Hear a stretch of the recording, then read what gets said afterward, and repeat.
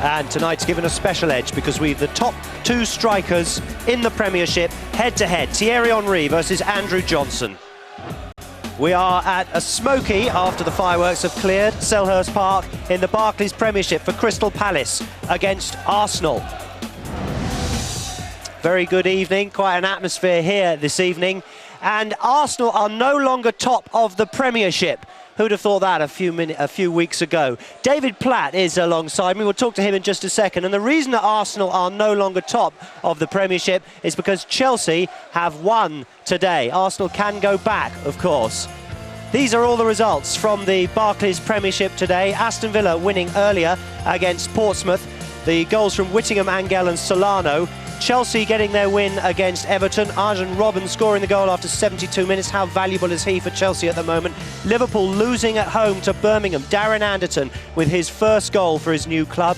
And Norwich still can't win. They were ahead, but Kickoff pulled it back after Svensson had put Norwich ahead. Southampton 2-2 with West Brom. Earnshaw getting both for West Brom. Svensson getting both for Southampton. And Tottenham, who were 3-0 down at home to Charlton after losing their manager, Tottenham, got two back, but they couldn't do it. Bartlett had a very interesting game. He scored twice for Charlton, and he was sent off. The Barclays Premiership table then, going into this evening's game, looks like this. Crystal Palace have gone down one place. They're 15th. And at the top, Arsenal have also dropped one place to second. David Platt is our guest this evening. Are you surprised that Arsenal are no longer top of the Premiership, your old club? Well, I don't think it's a surprise with the way that Chelsea have started the season, to be honest with you. I think, they've been going neck and neck. Had this game kicked off at 3 o'clock, we might not be saying that. And, Arsenal have got the ideal opportunity now to answer the question that Chelsea have asked them. What do you think about the way in which Arsenal have stumbled over the last couple of weeks? Well, I think it's stumbled by their standards. We see them going up to Old Trafford. They've lost the game at Old Trafford. That run had to come to an end at some point, and Manchester United obviously fired up for that game.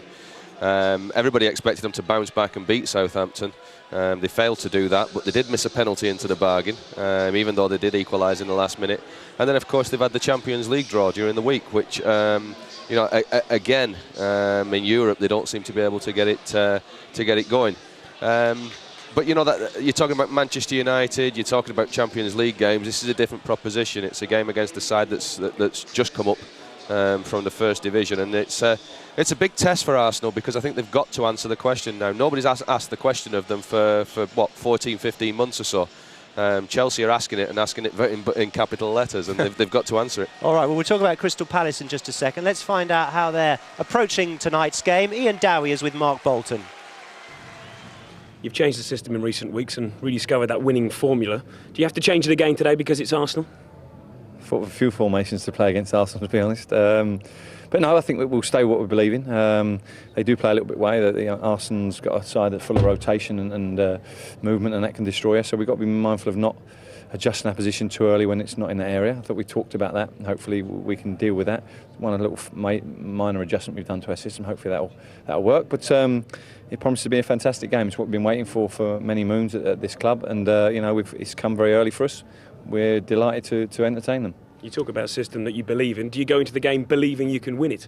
I think you have to have that belief. We're well aware of the magnitude of the task and how good players they are. And the one thing about Arsenal is they're liable to come up with something that's extraordinary.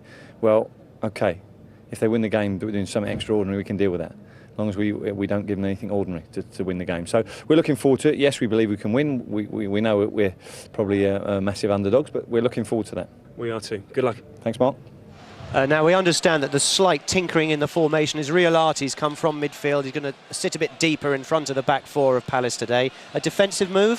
I think inevitably it is, and understandably so as well. He's just said there that he's coming up against an Arsenal side that can do things out of the extraordinary. And to be honest with you, I think any team that like Crystal Palace that's going into a game against Arsenal has got to try and thwart them rather than go and attacking them. If Arsenal are thinking about thwarting Crystal Palace, do they have to stop just the one man, Andrew Johnson? Well, he's on his own up there, and that's the trouble really with going defensive and putting the extra midfield player in, if you like, is that he gets left on his own. I'm sure that when they do win the ball, even when they do win the ball, they'll be looking to support him as quickly as possible. What it will do is it'll bring Arsenal onto them, and it'll enable Crystal Palace to be able to utilise the space, hopefully, behind their back four, for Johnson to get down the side of people. I think he'll have more joy down the side of Sigan than he will do with Toure, to be honest with you. He's scored in their last 3 wins, and he really is the pivotal point of their team, isn't he? He's their goal scorer. You know, you look at him, I think, you know, ever since he's been a young boy, when he came from Birmingham, he ran at people with his pace and he went at people. I think a lot of people are surprised with the way that his career's developed. You know, he was always a good player, always a big, willing worker. But this year, you know, he's gone on leaps and bounds. After scoring the goals to get them up last year, to actually go into the Premiership and be leading goal scorer with Thierry Henry is some achievement for him.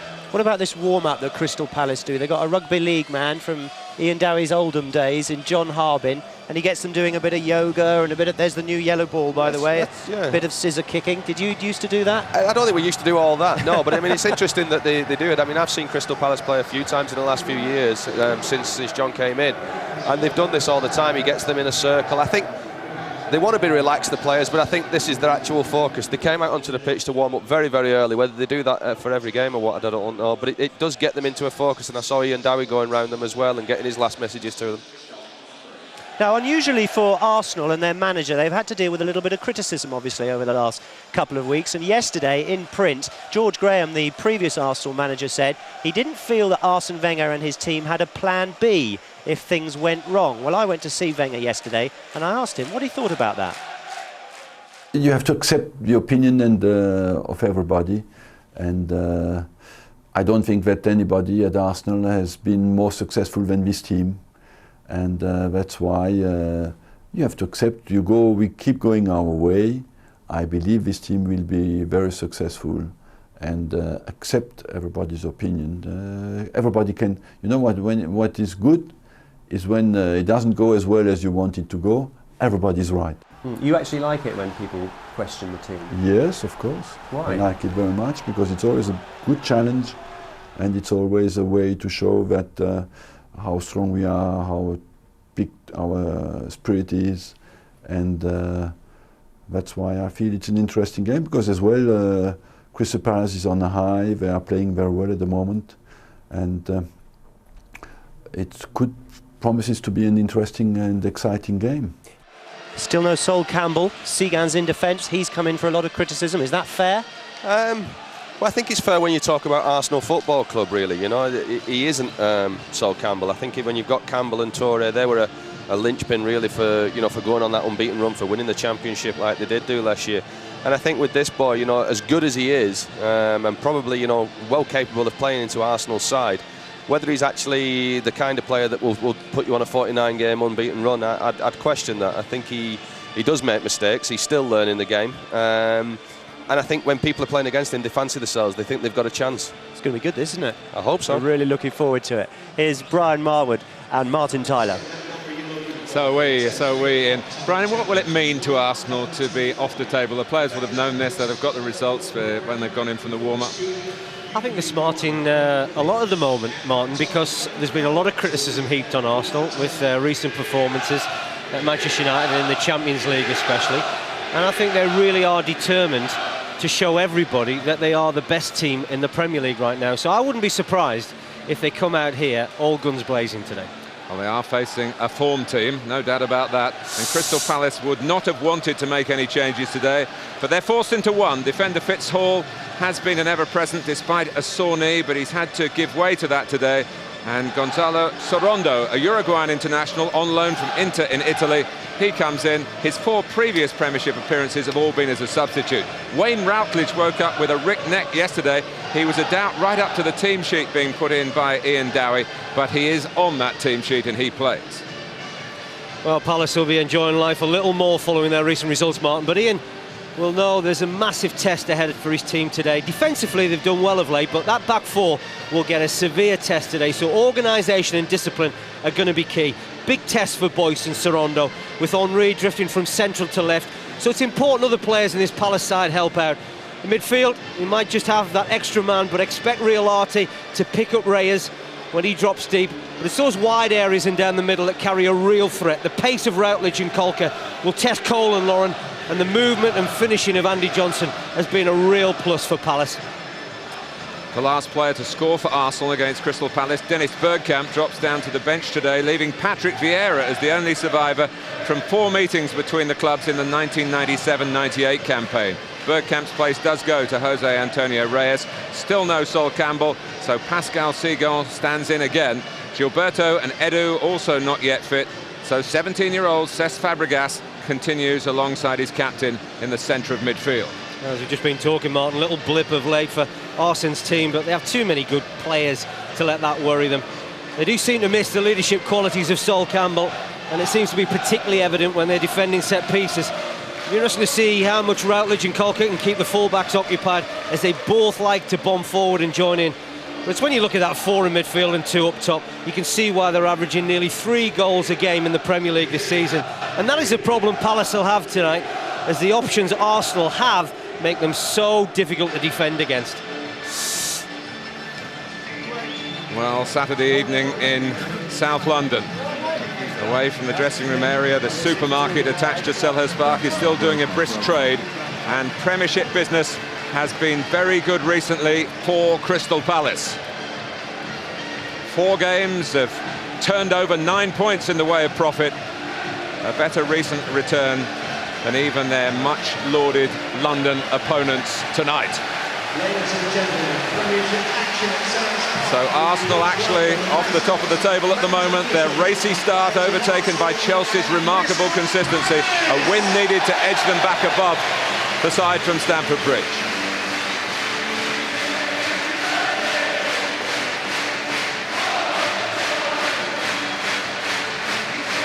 Well, the Premiership's player of October looking to provide some November fireworks.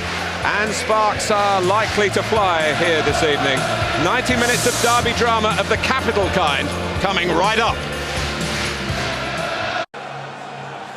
Welcome back.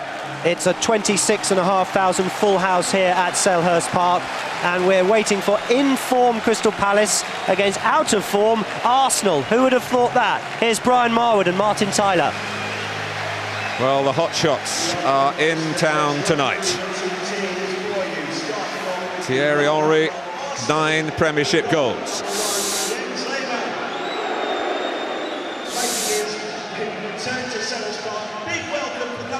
Andrew Johnson has 8, and there is a trophy and a £1,000 cheque for a chosen charity for the player who is first to 10 from the league sponsors Barclays.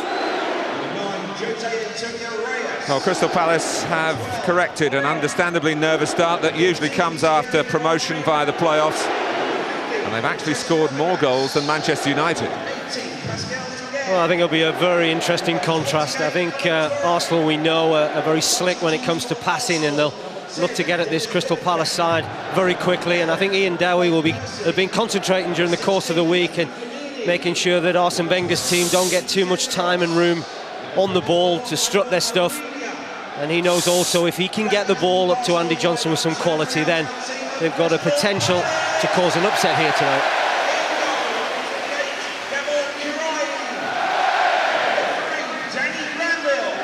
Ian Dowie made a very pertinent comment, I think, in his short chat with Mark Bolton. He said, we know they're capable of the extraordinary. We must make sure we don't allow them anything ordinary. Yeah, I think it just goes to what we were just talking about, Martin. You know, you can't afford the likes of Pires and Lundberg and Henry and Reyes too much time. And Ian, in his short time in management, has learned an awful lot.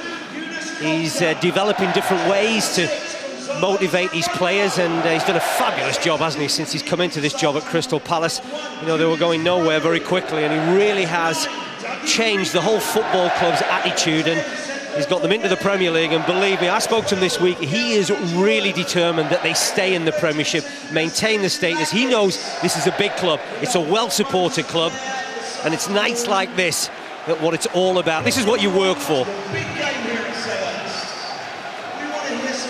Well, so much of the Premiership news coming out of London these days. The Jacques Santini departure yesterday has had the tongues wagging around Selhurst Park, and they've been following the cut and thrust of that match at White Hart Lane. A few Arsenal smiles at Tottenham's current misfortunes.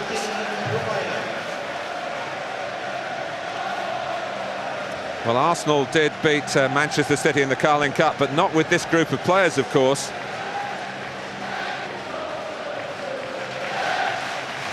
So the senior men have actually gone 4 matches in the Premiership and the Champions League without a win.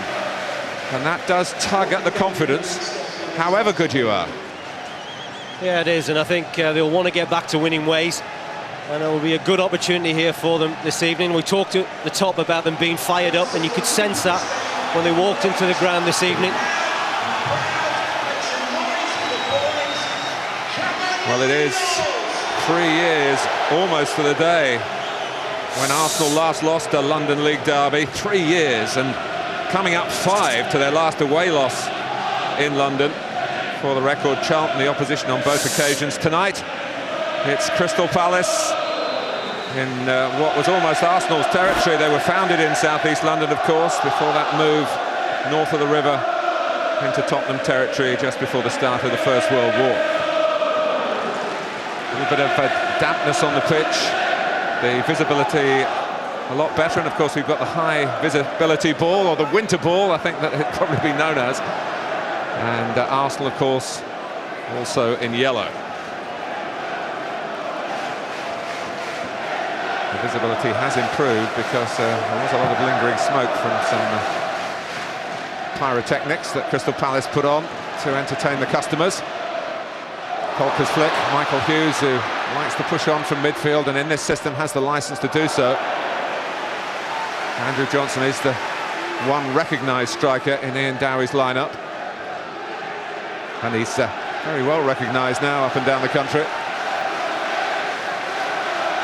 Hughes looking for Johnson.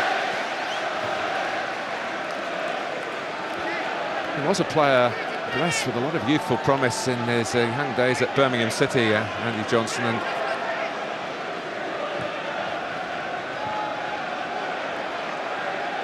now he's turning that to potential into fulfilment in the Premiership.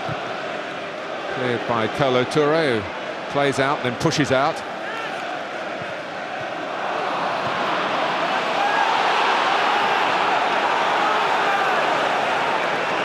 Thierry Henry just applauding the pass. There's a little bit of space for him to run into. And this will be a big test for Sorondo, although he's fairly experienced at the national level. This is his first start in the Premier League. Vieira, quickly to the feet of Reyes. Sorondo trying to get to him. Here's Fabregas, with wisdom beyond his years. Lauren.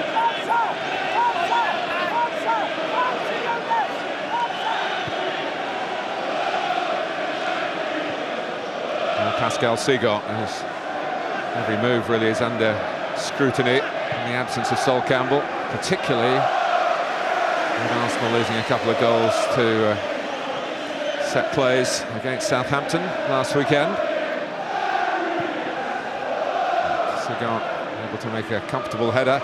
Vieira dwelt, and Ben Watson didn't. And here's Routledge, runs on to Watson. Tries to slide one of those passes that Johnson loves to thrive on, but here's Ljungberg, and he went in a different direction. He had a very clever run, didn't he, Andy Johnson? And that's what the two centre-backs are going to have to be very aware of. His mobility is extremely good, and one or two of those midfield players for Crystal Palace will just be looking to spot the runs. Boyce. Sorondo across to Popovic. Hall hasn't made it, if you missed the team news, the regular partner to Popovic. Routledge did though, and despite a damaged neck, a bit of a trick to the pass there as well. Well, it's a bit unfortunate. He worked himself a very clever opening.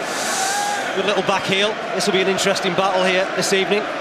Cole against Routledge, but that's when really you're looking to deliver a little better quality than that. Andy Johnson once again had made a clever run in behind Sigan. I'm sure Ian will be hoping when they do get into those areas of the field, Martin, that they don't waste possession.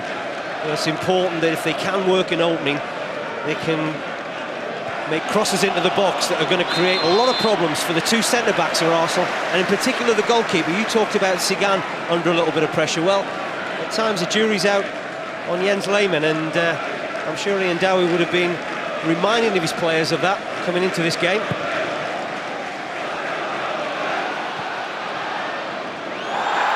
Problem Jens Lehmann has, he's not the greatest mover coming out. He's not a sprinter in the true Arsenal mould, and perhaps a goalkeeper shouldn't be. There's his opposite number, Gabor Kirai, who challenged Lehmann then with a length of the pitch ball that dropped over the Arsenal back line. Vieira, Ashley Cole, who had a spell on loan with Crystal Palace, actually made his league debut for the Selhurst Park club. Reyes.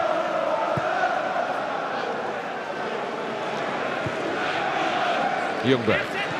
Perez is in the middle with Jose Antonio Reyes and Vieira. Fabregas, Reyes, Vieira. Now his far post. Not really likely to go in there and challenge at Emerson Boyce on a cross like that. Watson. Cole in quickly. Gael Clichy, incidentally, is also on Arsenal's injury list, so Ashley Cole needed to play every game at the moment. He's been very consistent, hasn't he, Ashley Cole? And I think he's improved enormously as a player. Not just going forward, but also defensively. There were certainly question marks there. But he seems to have eradicated those question marks. A little bit of hesitation by Lehmann. He was relieved that Johnson actually turned his back, looked the wrong way and spun the wrong way. Took his eye off the ball, allowing Arsenal to mop it up. I was speaking to Ian during the week. I think he was probably far happier if Arsenal come out on their right-hand side rather than the left. He knows Henry likes to work from central to left, and that's an area that he knows is going to cause him problems. You've seen there jumping for the ball with Emerson Boyce. It's a real familiar trait, isn't it, seeing Thierry Henry in that area of the field. Seagal trying to get it down and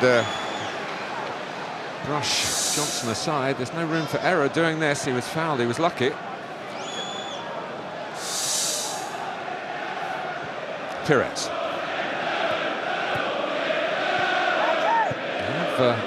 Arsenal once or twice recently played Perez from the left-hand side, but not on the left. Here's Reyes. He saw it all the way. The Hungarian goalkeeper Gabor Kirai. Just doing one or two question marks about Real Arte's positioning here, because he really is the player designated to sit in front of those two centre-backs to make sure that Reyes doesn't do that. Come off that striking position and get some room and look to turn and strike on goal. So it's something Real Arte's going to have to be a little bit careful about. Henry, first real run. It ends with a pass to Reyes and a shot from Henry, and Kirai was nowhere near it. He wouldn't have got close, would he? It was a great snapshot. Clever little intricate play from Arsenal. Very, very tight area, really. Palace working hard to get close, and it's a snapshot that isn't too far away. Kirai, as you've rightly identified, Martin, wouldn't have got anywhere near that. It's a great strike out of nothing, really, by Henry. Well, he sets such high standards, and there are those who are marking him down at the moment as not perhaps the man for the very big occasion. It seems extraordinary given the number of goals that Henry has got. He's got a corner. He's only got 162 goals for Arsenal. He's not one for the big occasion, is he? But you do hear it, don't you? Yeah, and I mean, there's been much debate, isn't there? Henry, Van Nistelrooy, they're different players. It's wrong to compare them, but there are great goal scorers in their own right. But Thierry is a far different player to Ruud Van Nistelrooy. Yes, you wouldn't find Van Nistelrooy taking a corner, for example, which Henry does, and Kirai, more than 50 international appearances for his country. He has helped Ian Dowie turn these early disappointments into very productive recent results. He's ousted Speroni, who was the goalkeeper at the start of the season. Henry, real angle for a pass there. Maybe Rahilati should be complimented for his interception. It was a difficult ball. He was trying to arrow it through to Ljungberg. Watson. Arsenal win the ball in the Palace half. Murray reclaims it from Routledge. Fabregas. Shot was blocked. Murray, the architect, and Fabregas really finding the route to 1-0 Arsenal. Ljungberg. Perez trying to pass it in. This is good pressure, isn't it, from Arsenal? I said that the Palace back four will get a real test. Well, we're seeing a severe examination of their defensive qualities at the moment. We've talked about they're going to have to be organised. Cole. Now Toure, able to venture this far forward. They're really on the back foot, Crystal Palace, at the moment, but they're doing it in an orderly fashion. And Granville whips it forward here. Knocked on by the head of Hughes. The problem with just the one up front, it's likely to come straight back at you.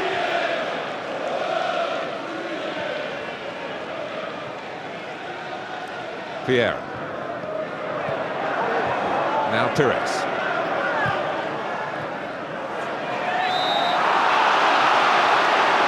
Free kick given against the international from Finland, Aki Rihilahti, quickly taken by Reyes. Vieira's often shy of shooting when the ball comes to him that sort of position, and he was so then. Ljungberg. Vieira had continued into the area. Fabregas, Reyes.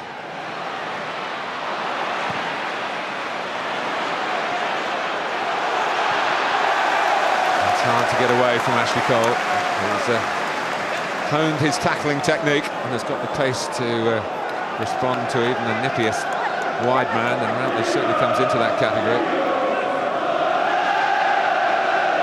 Big step up for Boyce. This time last year he was scoring the first goal that was recorded in the first round of the FA Cup.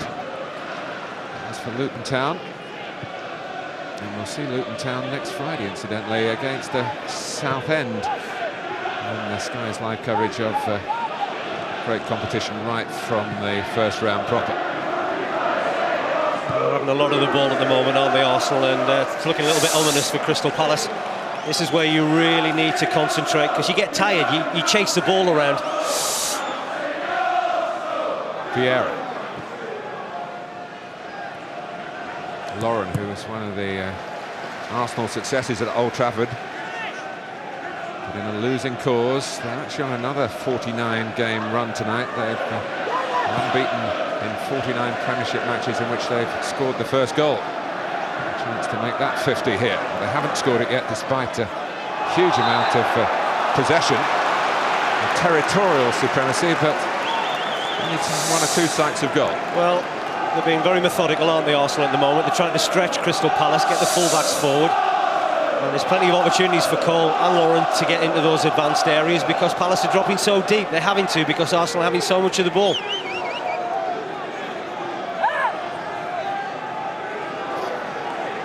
He's got a two-man wall.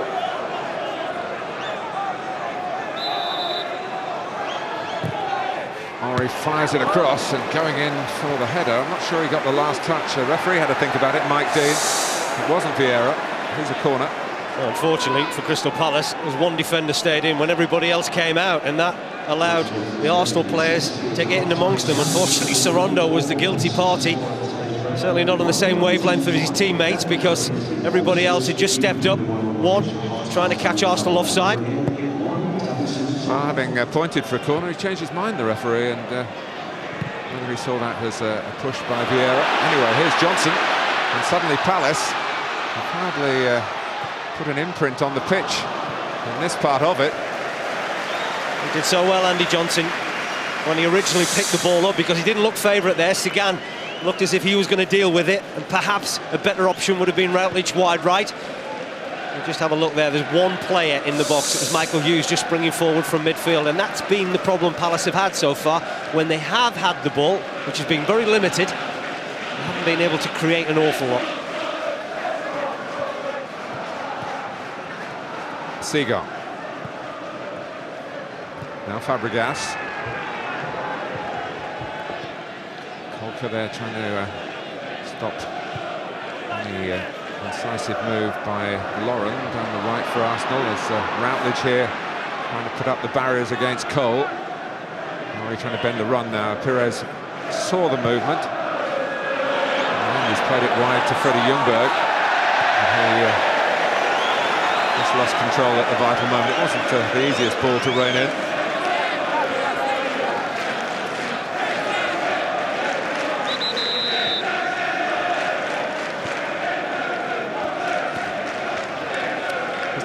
Have actually won 4 of their last 5 games, counting their Carling Cup success at Charlton, achieved in Arsenal style, without most of their first-choice players.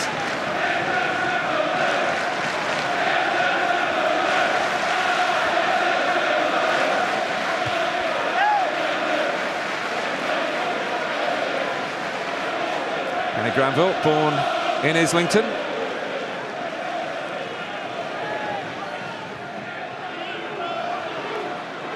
Arsenal territory, no doubt about that. Lehman's kick is going to drop in Arsenal territory here. Granville's ball. Hughes. It's put forward by Popovic. No complaints by Johnson, plenty on his behalf by the Palace supporters. He's a very willing worker, isn't he, Andy Johnson? You know, there's not an awful lot of him. I was quite surprised standing next to him in the tunnel area. He's about 5'8", and he's fairly slight, but he really is prepared to put himself about. And he's working incredibly hard. He's having to at the moment because Arsenal are having so much of the ball. He hasn't really had a sniff of a chance.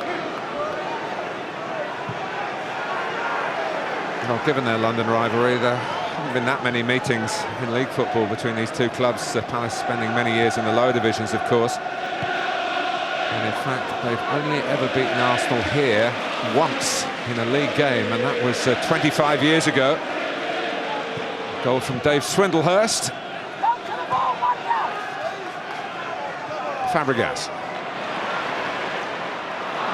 Spotted by Granville, but then he got caught in possession, and that could be a mistake that would have needed a bit of living down, given what his manager said about don't let them have anything ordinary. This was in that category, really, from Granville. Well, he did well, Fabregas. Initially, he was a player that lost the ball, then wins it back. A little bit surprised that Henry takes the shot on from that angle. There was 2 or 3 players in a better position. And while he scores a lot of goals, he also creates a lot for his teammates. And a little bit surprised he didn't just open the chance up for 1 or 2 others. Fabregas. Henry to get it back to the young Spaniard, or to Ljungberg wider on that right-hand side. Hughes, flag goes up against Johnson. Just needed it playing a little bit earlier, didn't he, Andy Johnson? He'd started his run, hoping Hughes would spot him early. That wasn't the case. There, he just deliberates, gets himself ahead of the 2 centre-backs. It's an easy decision for the referee's assistant to give.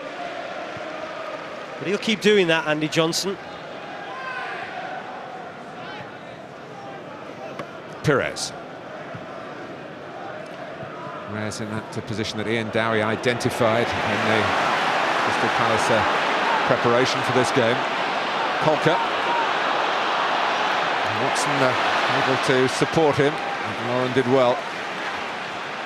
But Watson wasn't giving up on it and caught Fabregas out. Perez.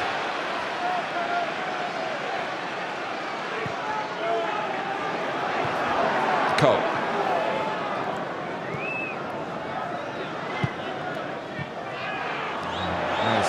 Maybe just caught in 2 minds there, but Palace don't take advantage of it. Perez looking to thread a pretty difficult pass through a back line that are being protected by Rihilati, particularly in front of them, but also by the narrowness of their own formation. They're tucking in again here, and it enables Popovic on 2 occasions to intervene successfully. Kolka, who's played against Arsenal before in the Champions League for Panathinaikos. I just think Arsenal are making it a little bit easy for Palace at the moment by playing so narrow. I think if they get into wide areas, particularly the 2 fullbacks supporting Ljungberg and Perez, really look to stretch Palace. It was a cracking idea. from Ben Watson. Player cam facility as usual for you on Sky Sports. It's Jose Antonio Reyes who's being followed at the moment, and as you well know, you can access that by the red button on the remote.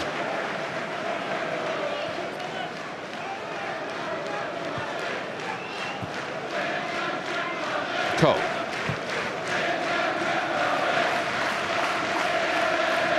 Toure has made himself such a fixture, and he has a very good fitness record as well. He's missing on many occasions for Arsene Wenger.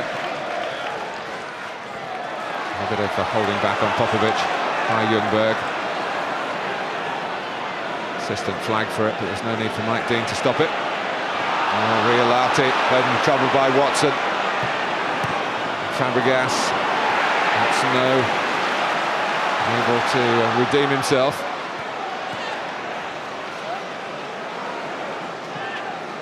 "20 minutes gone."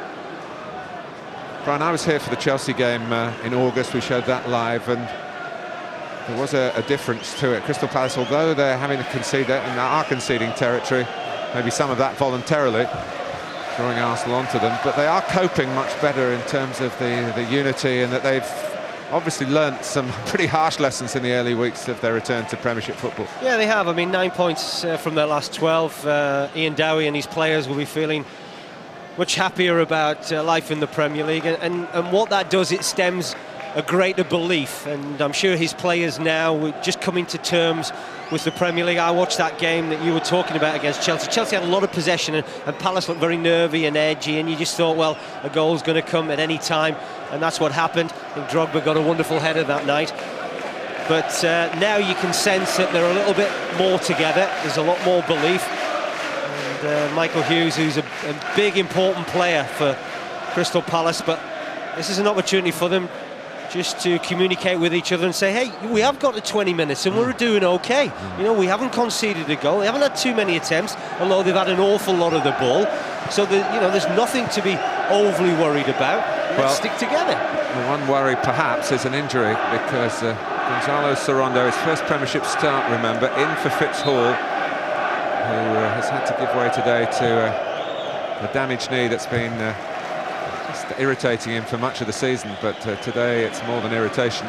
Sorondo is back on. He's a very experienced player, and of course what they were doing in August, as well as learning some harsh lessons about Premiership matches, they were trying to bring some players in while the window was still open. Sorondo was one of those.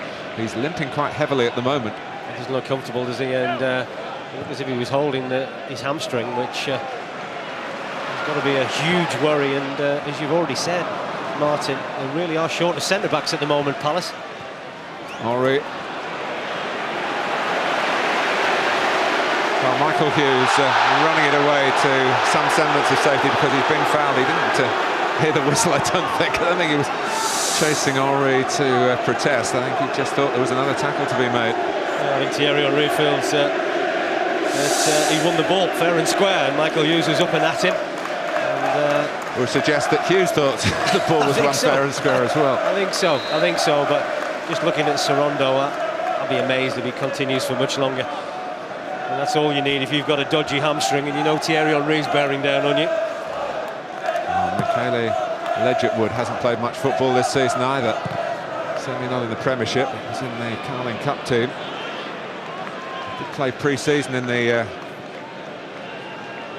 side that looked as though it was going to line up at Norwich City in the opening game, but he was actually injured, I think, just prior to the big kickoff. Kit Simons is Ian Dowie's assistant there in the red behind. Of course, he'd be a useful fella to come on in these circumstances. It's a full debut to forget for Gonzalo Sorondo. It's lasted just a quarter of it. Ledgerwood, one of a number of players around the country who was given an education by Wimbledon. I think what he'll do, though, Martin, Ledgerwood will go into a right-back position. Emerson boys will just move over one to join Popovic, and they're going to have to get organised very quickly and get used to playing with each other. Pires. Yes, Boyce has played plenty of football in the past as a central defender, but not at this level.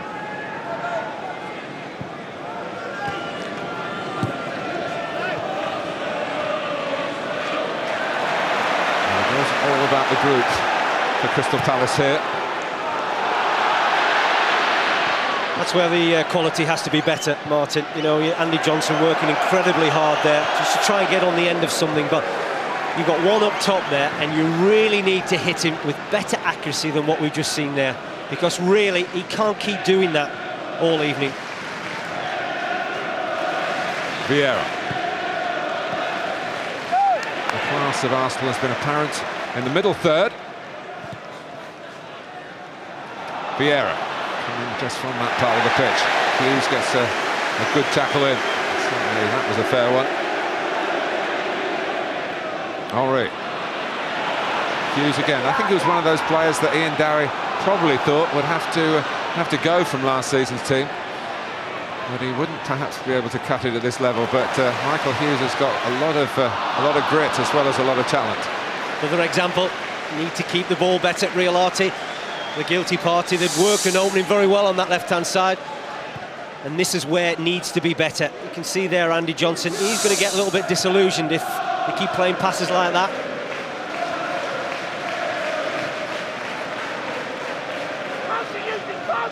Fabregas passing the ball and the responsibility to Ljungberg, likewise to Vieira. Nice back in numbers, all but Johnson behind the ball. They've still threaded it through to Reyes. They can't get in behind Popovic. Now Ledgett Wood has got to play safe here. He's done a bit better than that. He's got it to Routledge.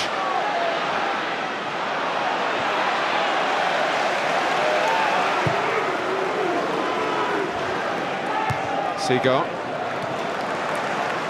Arsenal going forward again. And on the day when Chelsea have displaced them from the top of the Premiership, Arsenal have to get the 3 points to return to where they've been. Equal numbers with their rivals since January. It's the last time, if they don't go back top after this game, that will be the first time since January. A long reign. There's no panic just yet. I mean, we've seen they've had plenty of the ball. Unfortunately, they haven't really created too many chances, so Kirai hasn't been troubled that often. Palace have had to make changes, and Ian Dowie would be delighted, really, that his side are not chasing the match at the moment, but Arsenal are patient, they'll build up, they'll be quite content to keep the ball for long periods. But I think the one thing that will perhaps worry Arsene Wenger is that they haven't really got into too many cutting-edge positions.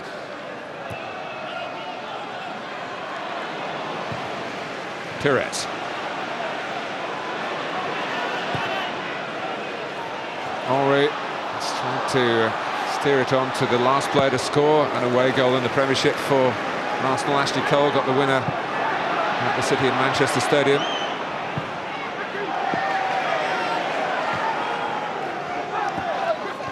Riolati has to try and get back at Henry, and he's good at that. A real honest campaigner.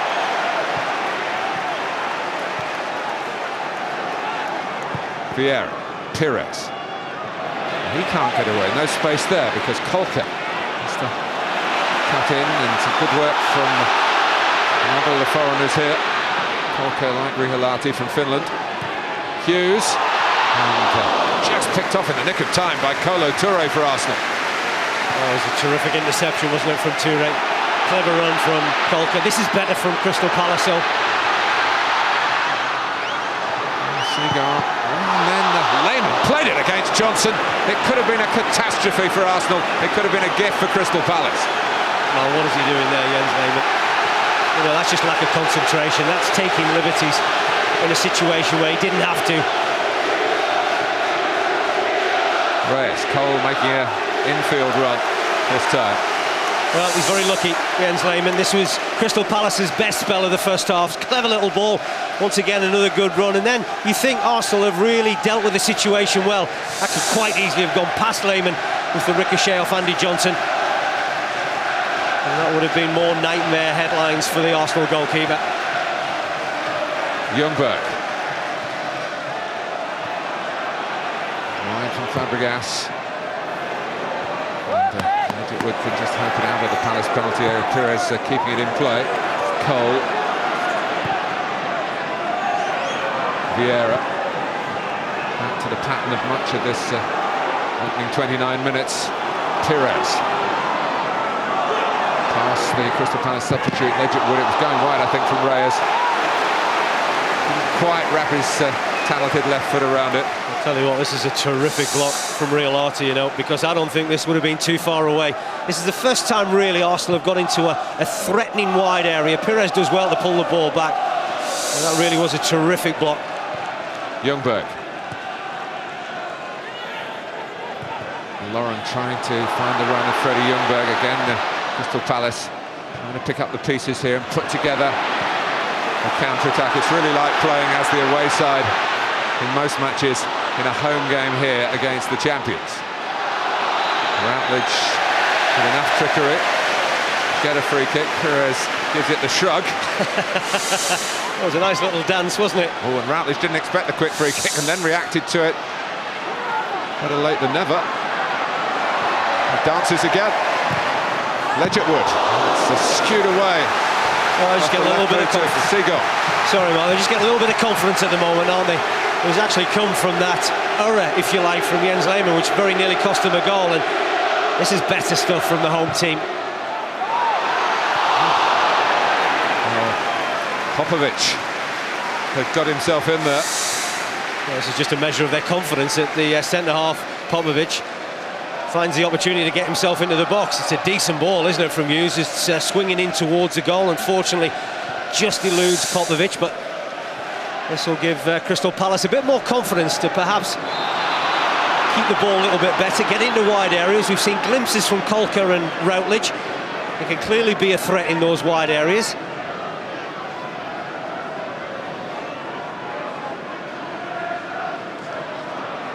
Pierre.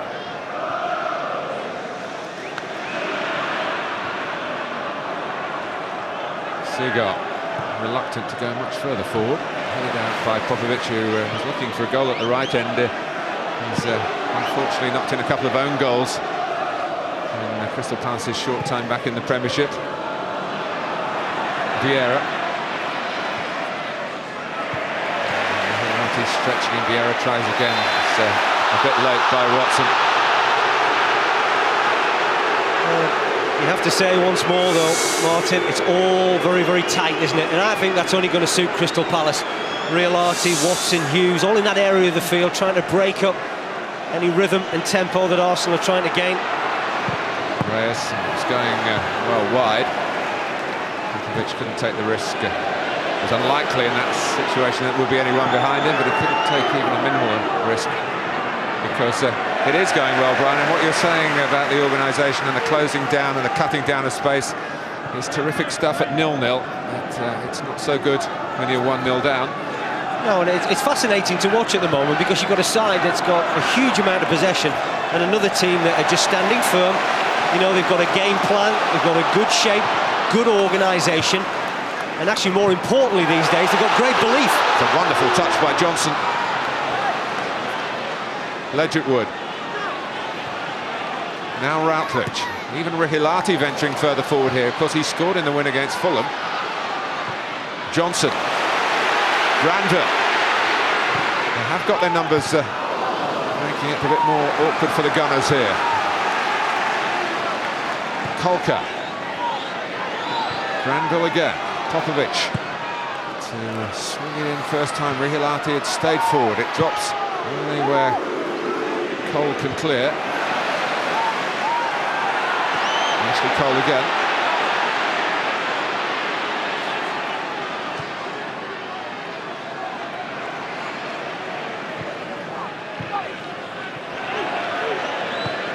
Ljungberg. Pierre.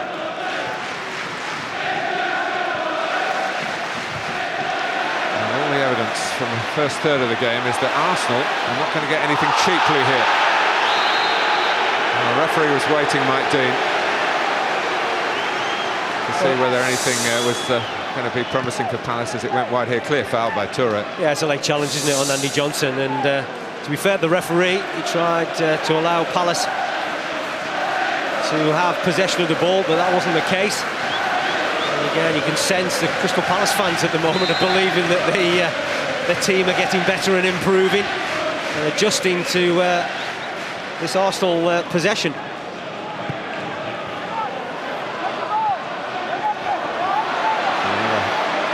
Just glanced it away. Routledge.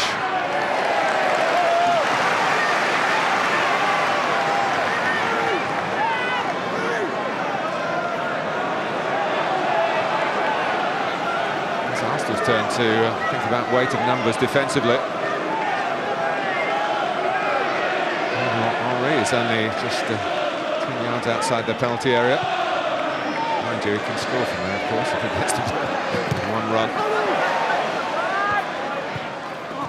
Routledge, slightly misjudged by Reyes. All Seagull can do is block the cross again. Well, that's an area of Wayne Routledge's game that just has to improve somewhat. I think when he gets into the final third and he has an opportunity to cross like that, just needs to show a little bit better quality. He's a very promising, talented young player. I've seen him since the age of 15 come through the ranks at Palace and for England. Very exciting. You know, great feet when he goes to look to take players on. He's a real threat. And he's got belief now. He's playing very well at this level. Arsenal have succumbed to some set pieces recently. About a soft goal they conceded in Athens, and that was even when Sol Campbell was in the team.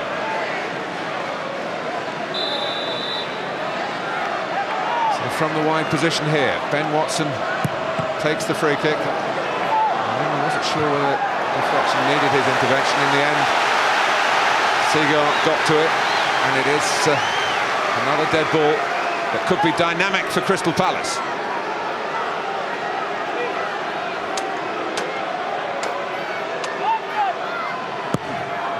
Watson takes it.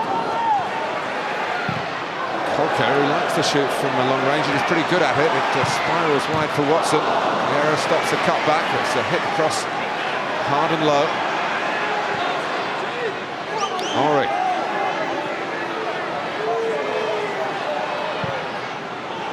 Seagull. Fabregas.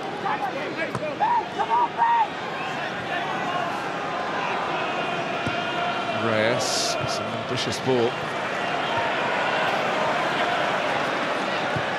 It's leftish again. Again, can't quite get it to Thierry Henry. Routledge. Watson, a bit of a sweep for this piece of play from Crystal Palace. And Kolo Touré, it's not his first infringement. I tell you what, you know, this is great defending initially from Leisurewood. Not only did he cover very well on the far post, but then had the ability just to get the ball down and play a terrific little ball into Watson in midfield, and he just carried on from there. And that's Michael Hughes just breaking from that midfield three to try and join Johnson. And Touré, well, he may well have got a yellow card for that, because that's certainly his second foul in a matter of 5 or 10 minutes. But the referee being quite lenient with the centre-back of Arsenal. Well, I think it's something that referees have been encouraged to do. It doesn't always work out. Ask Mike Riley. But Mike Dean here with a smile and a ticking off. Kolo Touré's a real enthusiast. It wasn't a malicious foul, but the one before, actually, I thought he might have got booked for. Coming from behind on Johnson. I don't think we should be calling for cards if referees are thinking about keeping them in their pocket.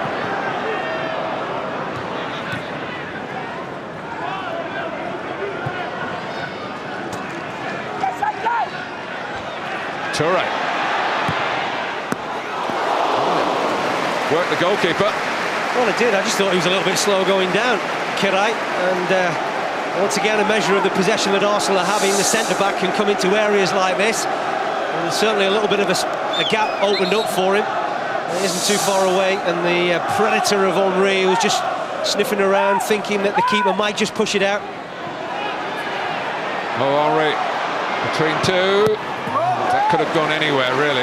Al-Faki Rialati, but he got a strong contact. He's going to pat on the back for his defensive instinct, serving Crystal Palace very well. Short corner, but they've got two out to deal with the two. Palace, that's the textbook way. One-on-one, Henry needs some stopping. Colker did that. Reyes. Fabregas. Palace can push out. It's a little bit harder, a little bit slower. They come out with the half-time approaching.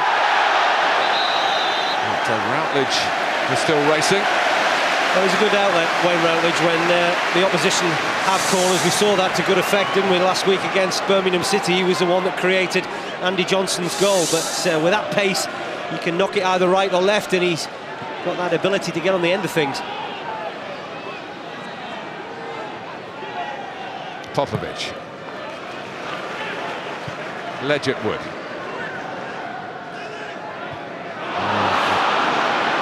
Just felt that he'd fitted too snugly into the game. A bit overconfident there. It's not a great challenge on Vieira. Pires going on and then losing his radar.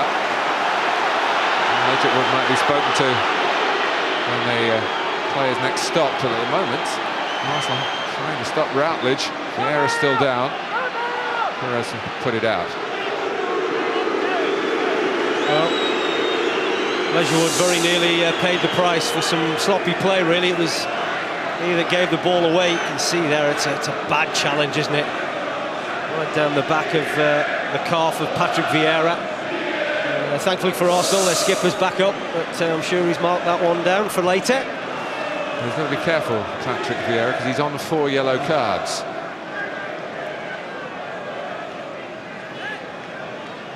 Coming up on Sunday for you, double header. Middlesbrough against Bolton, of course. It's a rerun of the Carling Cup final from last season in the context of the Premiership. Sky Sports 1, and we start at 1, followed by the Manchester derby at Old Trafford, where the atmosphere will be humming. Cole. Pires. Vieira. Berg's cross. Actually, Cole's got right in there. Seemed to keep the ball in play. Looked across at the assistant, expecting the flag.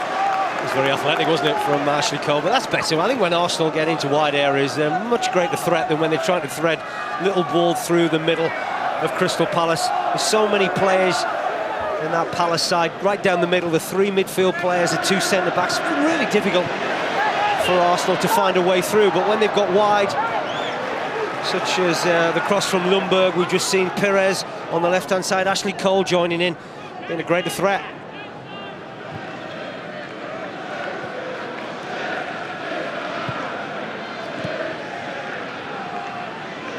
Ljungberg.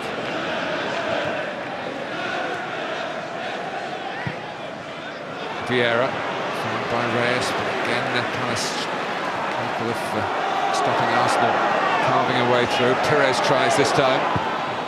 The shots had to be delivered under pressure. Pressure applied by Kolka. Easy job for Kirai. Yeah, it was, and that's really where you want to see the wide players coming inside if you're Ian Dowie, because his side have done a good job there. They're forcing them into bodies. It's very difficult there. As you can see, look at the amount of Crystal Palace players defending, and defending well.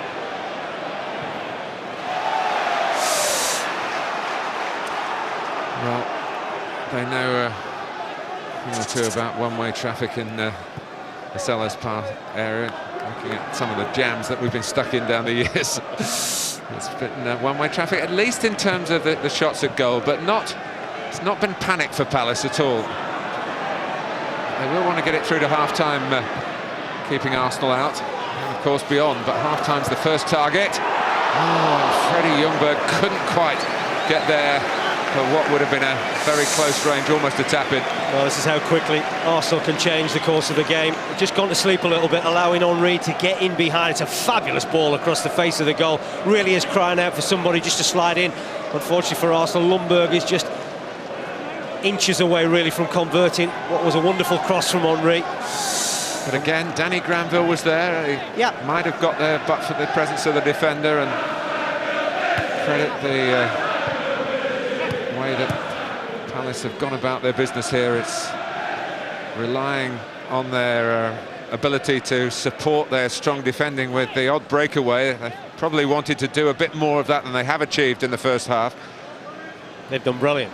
They really have. I mean, Ian has set his stall out to be very difficult to break down and be very well organised. Try and look for an outlet with pace. It was a tremendous piece of play by Watson, who got the better of Vieira and sent it long where Kolka could collect. There's a bit of a switch with the Routledge at the moment.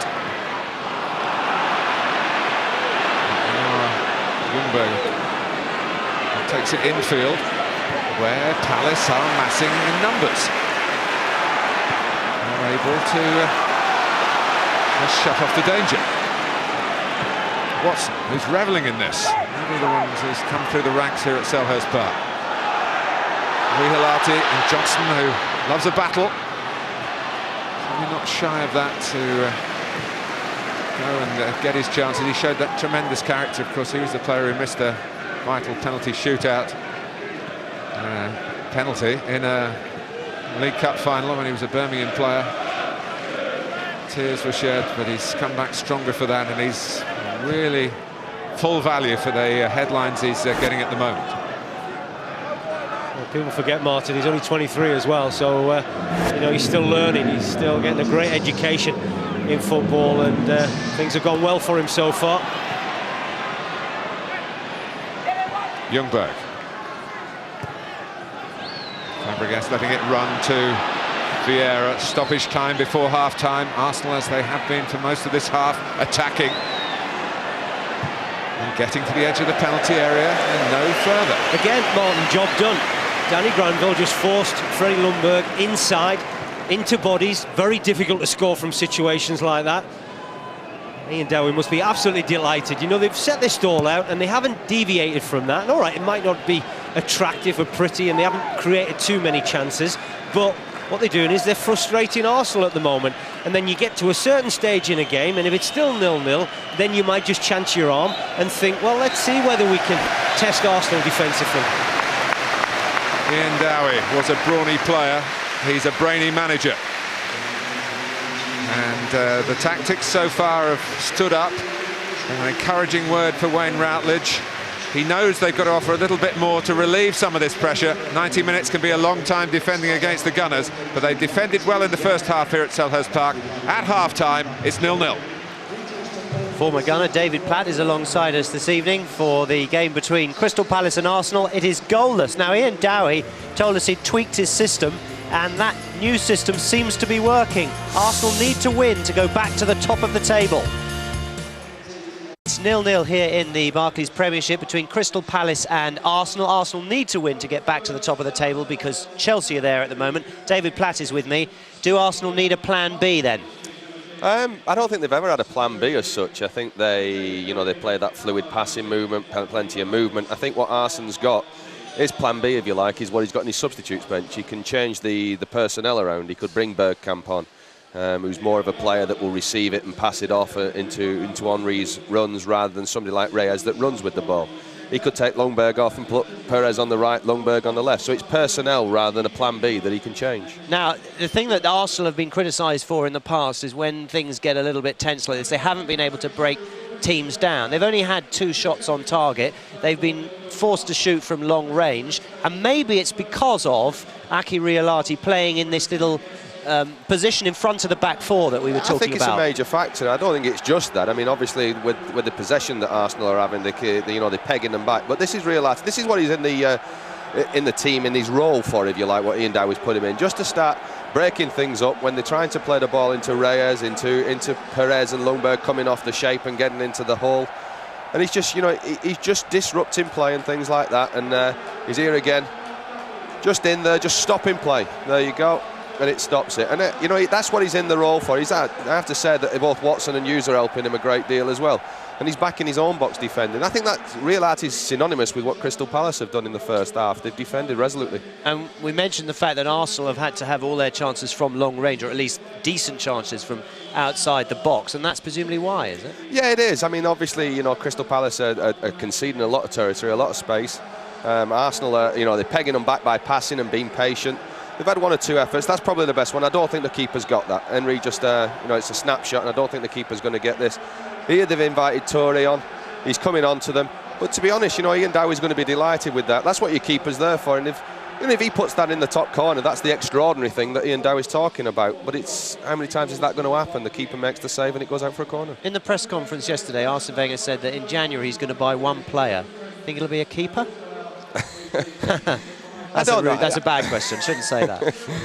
I think if you look at Arsenal, you know, since you lose a goalkeeper like David Seaman, how do you replace him? I think Sigan here doesn't give him the best of balls back. You know, there's a lot of space up further away. He can just like knock it square so that he's going onto his better right foot as well, because Andy Johnson's not going to pressurise that. But it's a 10-yard pass and it's onto his left foot, so it's difficult for him, but he hasn't handled it very well either. So it's just a lack of concentration occasionally, you think? But he's a decent keeper. I think he's a decent keeper, yeah, but I mean, if you actually look at it, where do you go and buy one? You know, if you look in the world of football these days, you talk about, you know, the Siemens, there isn't many goalkeepers about at the moment. Well, it's 0-0 between Crystal Palace and Arsenal. David doesn't think that Arsenal need a plan B, but they need a goal, because if they don't win today, they won't be top of the table again. Remember, Chelsea are there at the moment. Back in a second. Here at Selhurst Park at half-time between Crystal Palace and Arsenal. David Platt, former gunner, is alongside me. We talked a lot about Andrew Johnson before the match. A, how do you think he's playing? And B, how do you rate him now after, well, you came across him when he was a teenager, didn't you? Yeah, that's right. I think back in '98 when I was helping Howard with the under-18s, he was in that pool of players then. But yeah, I never thought he'd develop into the kind of player that he has done, scoring goals in the Premiership. I think this evening's been difficult for him. I think, you know, the way that Crystal Palace have set the stall out against Arsenal in defending deep and allowing them to come on, he's tended to be isolated on his own a little bit. When they have actually, Crystal Palace, when they've not gone for the throat when they've won the ball and not gone for the quick counter-attack and kept the ball, ironically they had their best period of time then in that 10 minutes, and he came alive. He had the chance where he was just on the edge of the box, and I think he got caught in two minds of whether to shoot or chip it across. You know, if he gets a chance, then he's going to be dangerous. I think in the first 45 minutes, what you do have to own up to is the fact that he's worked very, very hard, and he's been part, if you like, of that defensive stability that Crystal Palace have had. Just been told that there are no changes in the second half. Arsenal have had a wobble recently, there's no question about that. Do you think they need to win today to steady the ship? I think they need to win, not necessarily to steady the ship, because I don't think this wobble will last too long. I think they need to win to answer the almost to peg Chelsea back, I think, because they seem to be growing in confidence, and the winning attitude, the winning mentality that Mourinho's brought into them seems to be manifesting itself in the whole football club now. And I think, you know, for Arsenal's benefit to be able to claw them back and put them back, it would show them who really is still top dogs. Yeah, just one win in their last 5 for Arsenal, and that was in the Carling Cup. Let's see what happens in the second half. Is Brian Marwood and Martin Tyler. Thank you, Ian. It is a time of year, Brian, actually, where Arsenal have had a few lapses in the past under Arsene Wenger. They're maybe not the most animated team in autumn. Ian Dowie's certainly been responsible for some of their shortcomings in the 45 minutes so far. Yeah, we should give Ian and his team a lot of credit. I think we've done that. I think Arsenal have found it difficult, had a lot of the ball without creating too many clear-cut chances. So I'm sure Arsene Wenger would have been given 1 or 2 thoughts to his team at half-time how to break this Palace side down.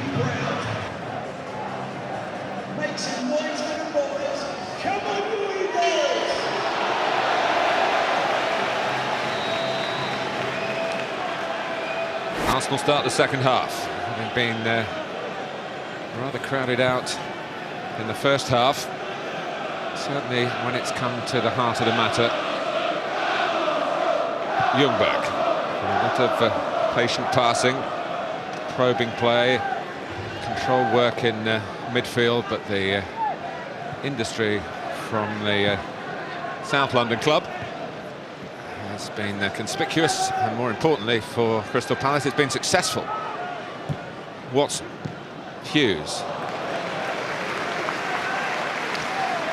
Bergkamp now following Robert Pires, who's had something of a wandering brief in the first half. He's starting wide on the left, but may not stay there at the opening minutes of this second period. Vieira, tracked but fouled by Hughes.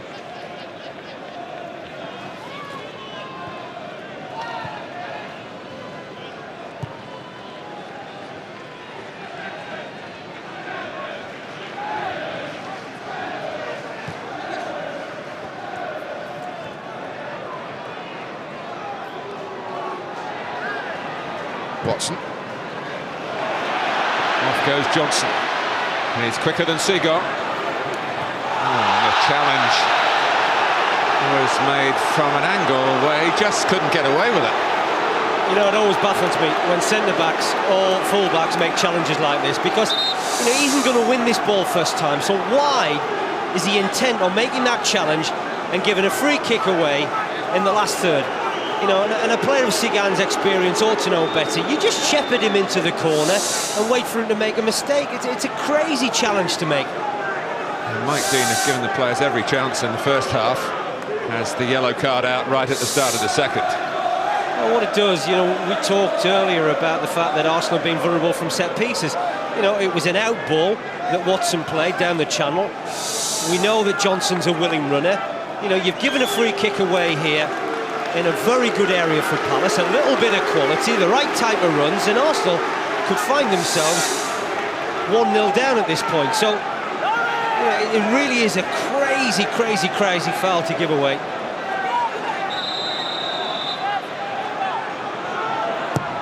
Which takes it, but it's not deep enough for Crystal Palace, and the Johnson is back on. AJ, as they call him in the dressing room.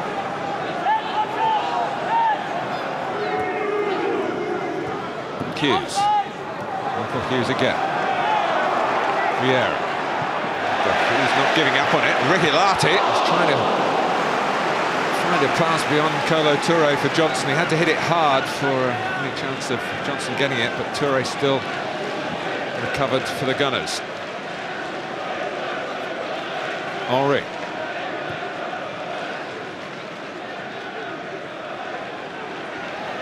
Fabregas, another problem that he's got. He plays it into Vieira. It's so congested. It was absolutely a little cameo there of the difficulties that Arsenal are facing. Lauren went to ground with his challenge, got the ball. Kolka a little bit angry. He swatted him to one side and did Patrick Vieira. Perez. Henry. Reyes. Also, you mentioned, Brian, earlier about Henry making goals for others as well as being a goal scorer. Reyes comes into the same category. He's much the junior in his Highbury career. Fabregas. Reyes just having a little moan at the referee that he was having his shirt pulled, and Arsenal start getting this miserable face-on. You do think that they're not perhaps at their best. Well, I'm sure Ian Dowie will be looking at situations like this and thinking, that might just be a little plus point again for my team. If you're getting the likes of Perez and Henry frustrated with life out there, well, clearly we're doing something right.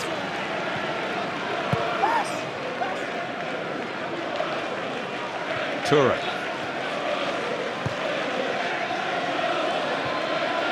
Now Reyes can turn. Palace drop their guard for a moment. But only for a moment. Watson gets a foot in. Reyes tries again. Wide to Freddie Ljungberg. Fabregas half thought of really getting ahead of the ball then. He's dropped off to support Lauren. What they haven't got in these circumstances is just someone to attack a percentage ball in. So Ashley Cole, rather than try and clip across towards Ljungberg, who was on the diagonal, goes for a very optimistic shot, and Crystal Palace can breathe again. Yeah, and I think that Ian Dowie looks as if he's going to make another change. I'm not sure whether it's enforced so soon after half-time. Again, this will be another worry if another player has picked up an injury, because they've worked so hard, this Crystal Palace side, and it doesn't help when you're having to make changes. Well, it may be. We referred to Wayne Routledge having a problem in the build-up to this game. And Vasilios Lakis, who is a wide player and could replace Routledge like for like on that right-hand side. Granda. Popovic. It was, dare I say, a little Lehman-esque from Kirai. Given Ledgett were a problem, but a problem he's only too happy to solve, and he's done that with a bit of a swagger. Remember, he's a player who's already come from the Palace bench to be in this game, with Sorondo being injured halfway through the first half. Pierre. Reclaimed, but not fairly by Hughes. Arsenal take the free kick quickly, but the referee's not ready for that. Can you recall over the course of Michael Hughes' career when you've seen him make as many tackles as you've seen him make today? I can't, and that just goes to show the type of work rate and determination that Ian Dowie is getting out of his experienced midfield player, and this is the type of tenacity that's only going to break up the rhythm of Arsenal. Well, it is Routledge that goes off. We'll check whether it was the injury brought with him into the game or whether it's something fresh. But Lakis, a member of Greece's winning Euro 2004 squad. Not a regular in the starting lineup, but he certainly appeared a couple of times as a substitute.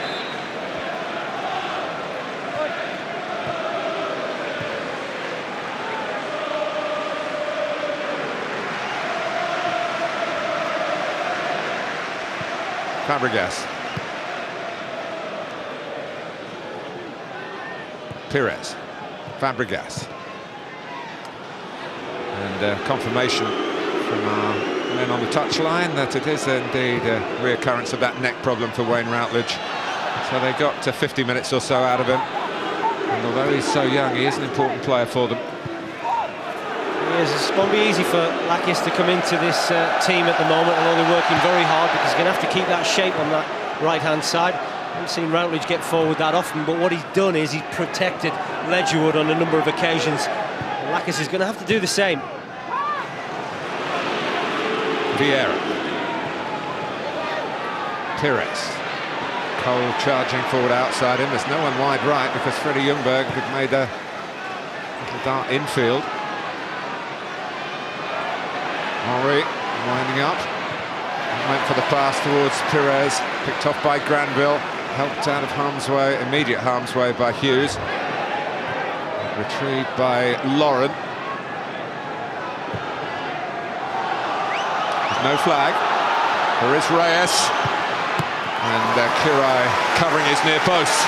Well, that was better. Well, we talked about the organisation of Crystal Palace, but Ledgerwood just perhaps overcompensating, coming a little bit too narrow, allowing Reyes that opportunity at the far post. Seagull, Johnson perhaps just trying to suck him into another rash challenge. Seagull this time, if at first you don't succeed.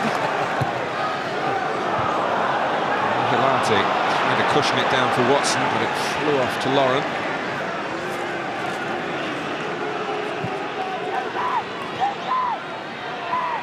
Reyes started the season, of course, with a flurry of goals, scoring every game for the first half dozen or so. Less productive since then. Lauren. Henry. Lauren. Flies up off Danny Granville for an Arsenal corner. I firmly believe, Martin, that really they're the best avenues for Arsenal to attack right now, because everything that's gone narrow, Palace have dealt with. Real Artie, the centre-backs, you know, the other midfield players. It's when they get into those wide areas, and we saw it in the first half on a couple of occasions where Arsenal very nearly converted chances. Henry for Reyes, working with his mate Fabregas, but Ledgerwood just got a touch, and of course it bounced back off Fabregas and of Reyes rather in behind for the goal kick. That was very nearly clever play, wasn't it? And it was intricate passing with the two Spaniards, Reyes and Fabregas. A little bit unfortunate there, Reyes. Spanish is almost becoming the #1 language in the Arsenal dressing room. Pires speaks it, and the young defender Philip Senderos, who's on the bench today, who's from Switzerland, but he's got more than a smattering of Spanish as well. I'm told it's rather slowed up Reyes learning English. Pires. Ledgerwood, fleet of foot as he needs to be to curve Henry. And it's an Henry style, but that was a bit over-ambitious. They don't need to overcommit Crystal Palace. It draws a tremendous result for them. Fabregas. And Boyce, as it so nearly got Henry slicing through the centre then. But Arsenal know they're in a game here at Selhurst Park. Hughes. Watson. Kolka. That's a chance for Perez to put some sort of imprint on things. Ran off Lakis, collected by Henri. Reyes. Henri.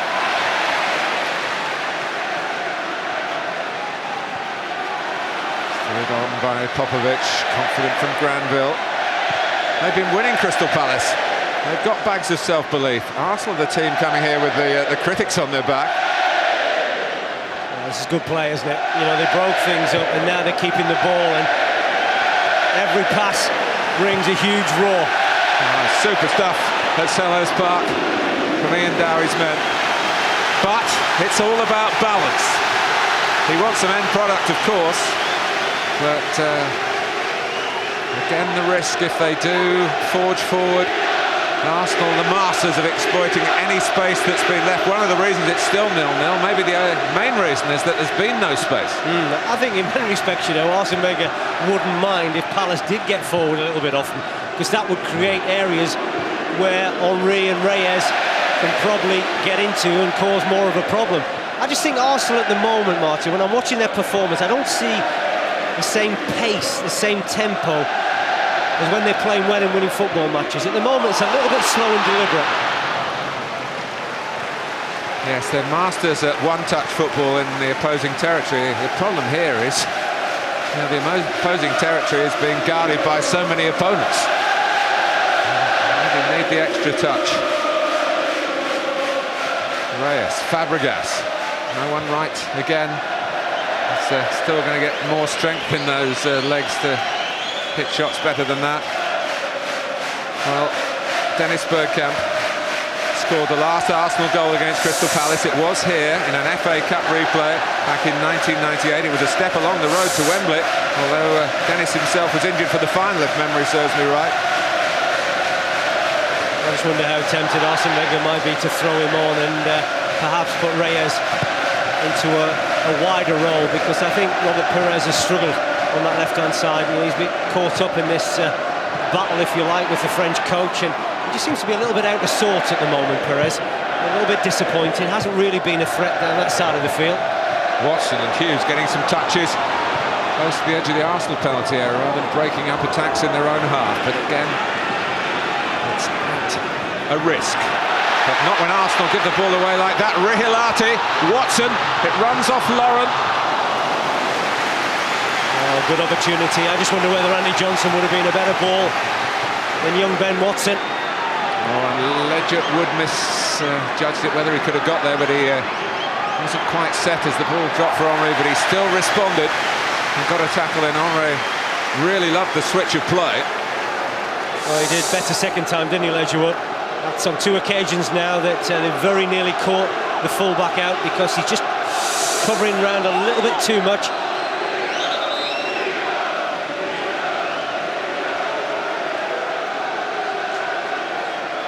Well, when you're struggling for a goal, a set piece can help out. That was a second ball from a set piece. And as Fabregas went in, it was Perez who got the final touch. It was a great corner, but they kept it alive. Fabregas and then Perez. It's a very difficult header to convert, isn't it? Because he's come at him so quickly, and you've really got to work hard. Well, it's a massive domination in attempts at goal, but how many of those? That's quantity. We're really looking about quality of attempts. Those statistics probably don't tell you the true reflection of what's happened, because, as you rightly said, you know, Kirai hasn't really had too much to deal with. Reyes, Cole, and Vieira can't collect. Jonas Kolka will.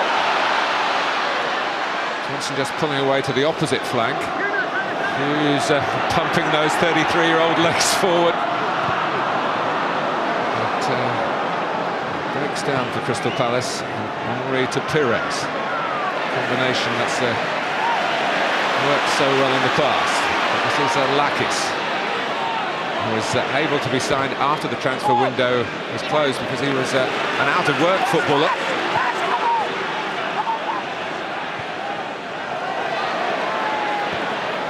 Vieira,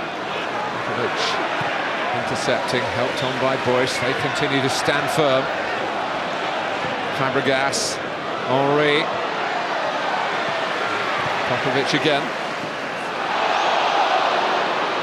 Vieira, Lauren.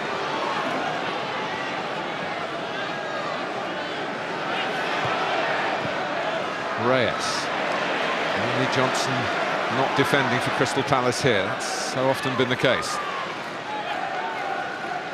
Pires. And Arsenal come inside again. Because there's no real aerial threat, Palace able to deal with the crosses. Ljungberg.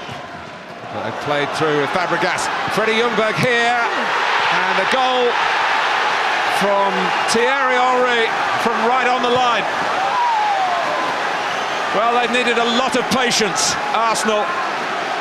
But that patient approach has paid off, and this terrific resistance by Crystal Palace has been broken. Well, it's took a while coming, but it's no surprise to me. It's come from wide areas. Clever play, wasn't it, really, between Fabregas and Ljungberg, and it was the simplest of tasks, really, for Henry to convert it. But I always felt these were the areas where Arsenal would cause Crystal Palace problems. It's just that they haven't been into these areas enough. And when they have got into those areas, they have created opportunities. And finally, the amount of possession that Arsenal have had, they finally converted one. 10 first to it for Thierry Henry. That will be recognised by Barclays in the Barclays Premiership. And he'll have £1,000 to present to a charity of his choice.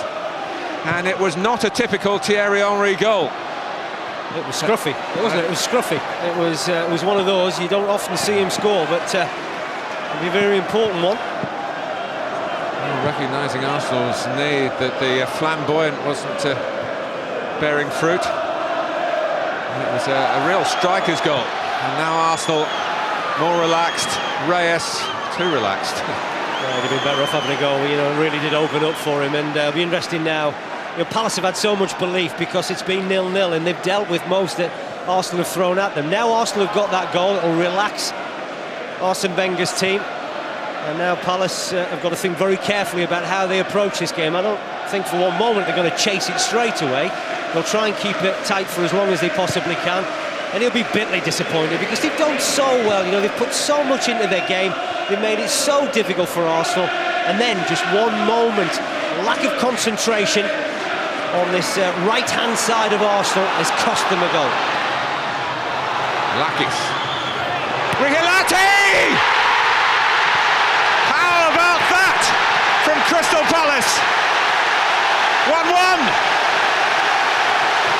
Well, incredible, isn't it? Absolutely amazing. They've got back into this game so quickly. We talked about belief that they've got through recent results, but you have to question once more some Arsenal defending, really. They work hard to get the ball back, but just have a look at that central area and the way that Righelati gets between Lauren and Touré. And that really will be a big question mark. Lakis does brilliant here, really. He picks out the player that he has to, and that's Righelati. And Righelati, who spent most of this game protecting the back four, finds enough energy to get himself forward beyond Andy Johnson, much to the delight of his manager. And what a great reply. And here's Kolka, the other player from Finland here. And goodness me, Arsenal could have been behind. Oh, game on, game on.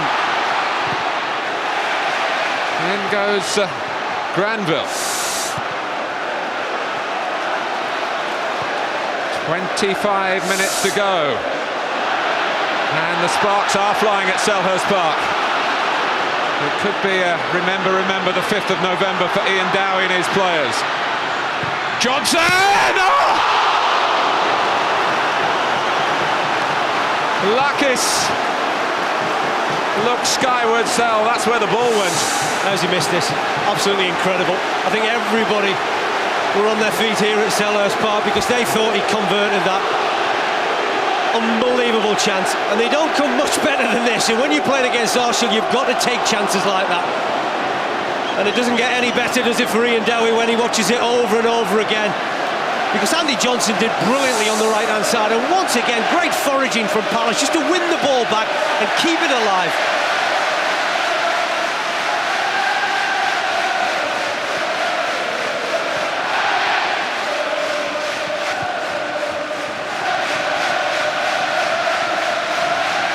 Toure. Vieira is lost out.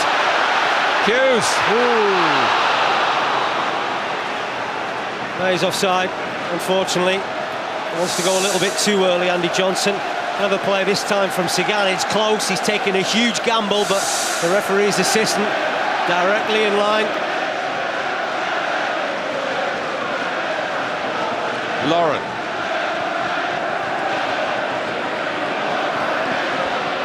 Fabregas. Watson just held Arsenal up for a moment, but here comes Freddie Ljungberg. Reyes.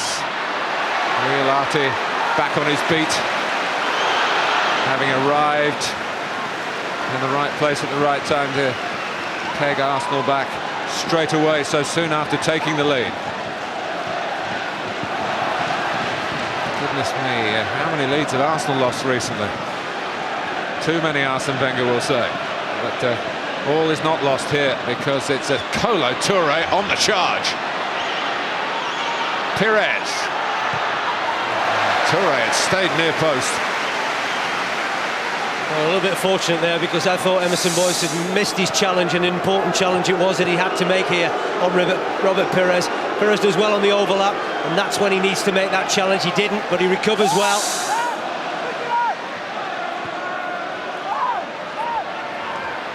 Henry teeing up Cesc Fabregas. It's stuck. I don't know what, it's a great save, because I'm not sure how much of this kid I sees, you know. There's a lot of bodies in front of the goalkeeper, and he just takes a gamble to go to his right-hand side. It's a fantastic save.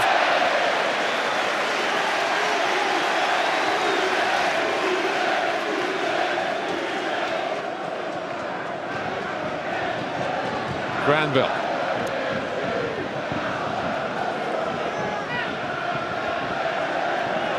Just to remind you, Arsenal are on 49, as they were at Old Trafford, in terms, of course, of being undefeated in the Premiership, in scoring the first goal and not being beaten.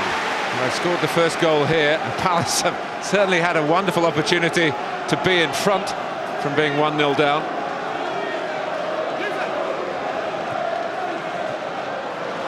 Granville, the referee got in his way, or would have done if he'd been able to go on a stride further. Watson, Johnson trying to get there, it's in behind Seagull. Now Pires, tremendous retrieving by Watson. Lakis.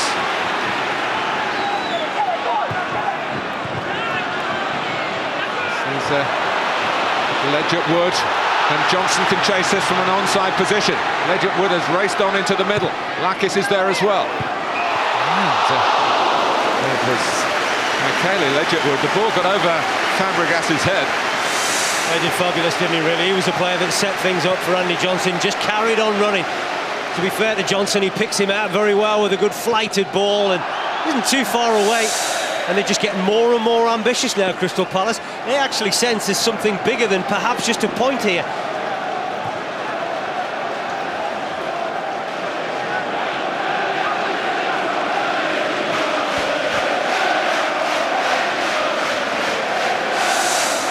Well, I think that Arsenal were querying the fact that there was a foul on Patrick Vieira, but the referee, Mike Dean, allowed play to go on. And this is a fabulous ball from Andy Johnson. You know, we talked about Thierry Henry, the fact he scores goals, but he creates a lot for his teammates. Well, we've just seen that very evident, really, with Andy Johnson. He's got goals this season, but he's also prepared to go and drift into wide areas and play balls like that across the face of the goal, and that really ought to have been 2-1 to Palace. Seagull. Vieira.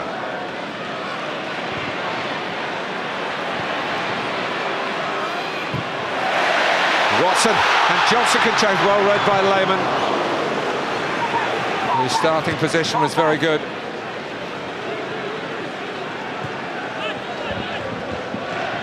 Reyes.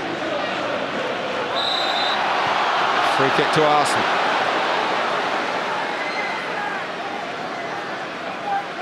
Arsene Wenger is going to make a double change, and it is going to be double Dutch. Dennis Bergkamp and Robin van Persie. And Brian, you called it, Robert Pires, one to depart. Freddie Ljungberg also gets the hook. Yeah, a little bit surprised Freddie Ljungberg's gone, because of course he was the one that created the goal. It's the two wide players. Pires really, for me, has been extremely ineffective. And Dennis Bergkamp looks as if he's wandering across to this right-hand side, which is certainly an unusual position for him to play. So, well, maybe in recent years, but when he started a long time ago at Ajax, that's how he actually got into the team. Fabregas. Van Persie up with Henry. Bergkamp has, we've seen working from the right, Reyes of course from the left. Arsenal, just to emphasise again, many of you I'm sure joining us having got home from matches this afternoon, Arsenal have to win to go back to the top of the table. Henry. Sure, there was an easy ball. Ashley Cole perhaps was the most prominent. Got into the penalty area for Arsenal. Lauren. And Percy, of course, made an important dramatic contribution against Southampton last Saturday. Vieira breaks it up emphatically. Henry tests Bergkamp's touch. The Iceman not quite warmed up yet. Yeah, it's not often that you see that, is it? The ball just going away from Dennis Bergkamp. But once again, frustration for Arsenal. Still can't find their game, certainly in the final third. Enough possession, but struggled to find that cutting edge on too many occasions, it has to be said. Certainly got a lot of quality out there from an attacking point of view. Vieira. And this is Reyes. Well, he skied it, but again, Aki Rihilati, who scored the equalizer, did enough maybe just to put Reyes off his aim. He's done brilliant here, isn't he, Rihilati? Just see there, just flings himself at the feet of Reyes. He's not bothered where it hits him. And that time Reyes just skied it, but it's that type of determination, resolution to make sure that Palace don't lose this football match now. Having gone 1-0 down, they've got themselves back into it. And this will be an interesting last quarter now for Ian Dowie's team. Well, we've seen that sort of expression from Arsene Wenger quite a lot in recent games. It is still very early in the season. There's such a the plaudits handed out to Arsenal. You could have believed that they'd won the league inside the opening 8 games. Well, he's not one to panic, is he? Because he knows he's got a very good football side. And there's an awful long way to go. That's why you can't rule out a lot of sides still. Watson. The flag has gone up. Arsenal were asking for it. Perhaps in true George Graham fashion with a line arms raised, but they were spun round and Dave Bryan had the flag raised. Well, Michael Hughes was desperate to get into this area, and once again it's very, very tight, isn't it? That's close, but I always think if you're going to put your arm in the air, do it irrespective of whether he's offside or not, because there's so many referees' assistants will actually flag because they're convinced once you put your arm in the air that it is offside.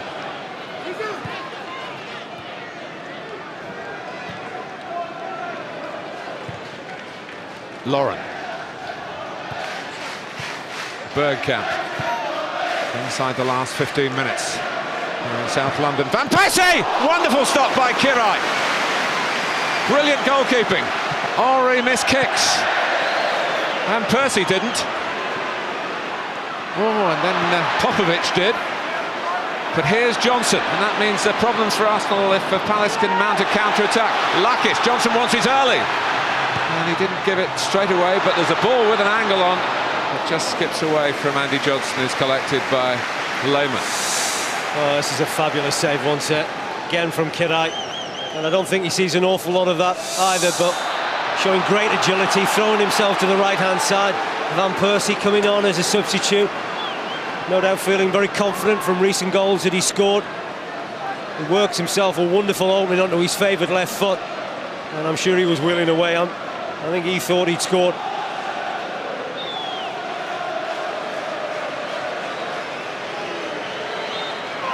Bergkamp takes, and it comes down here to Henri Fabregas. He's setting it up for Patrick Vieira. Lauren. Henri.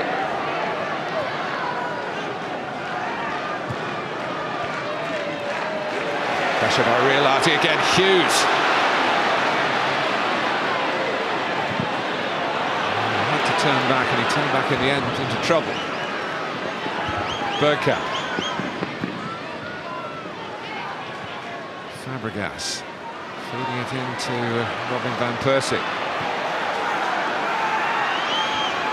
This is Bergkamp. Brilliant back heel. Van Persie can't finish it off as Reyes just siphoned it across the face of the goal to him.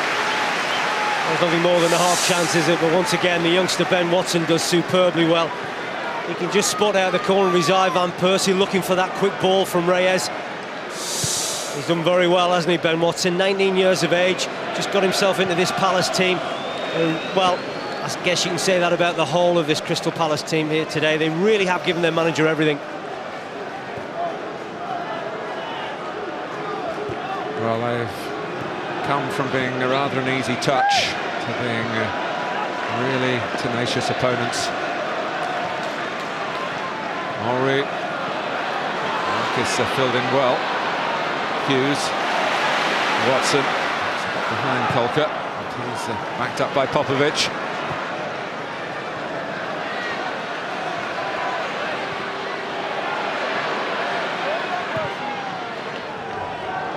Temperatures dropping here in South London, weather-wise, but the heat of the match rising towards what could be a significant conclusion here.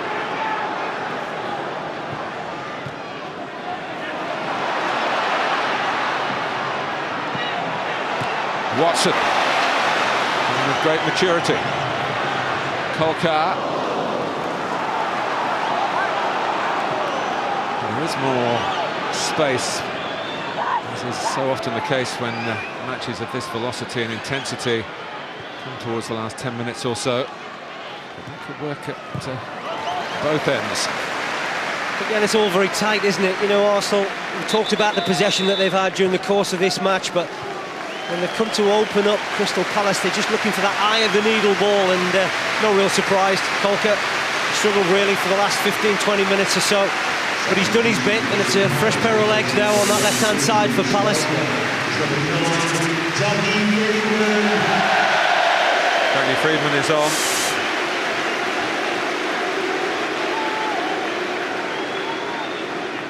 And Mathieu Flamini coming into the centre of Arsenal's midfield in place of Fabregas.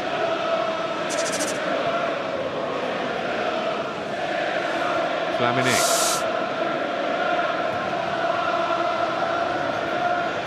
Van Persie. Pascal Seagull. Driven across by Reyes. Skins the head of Popovic. Bergkamp. Coming for hand, certainly the arm of Ben Watson, but the shake of the head from Mike Dean. Friedman is one of those who the manager as part of the backup group to the Valley and beat a more full-strength Charlton team in the Carling Cup.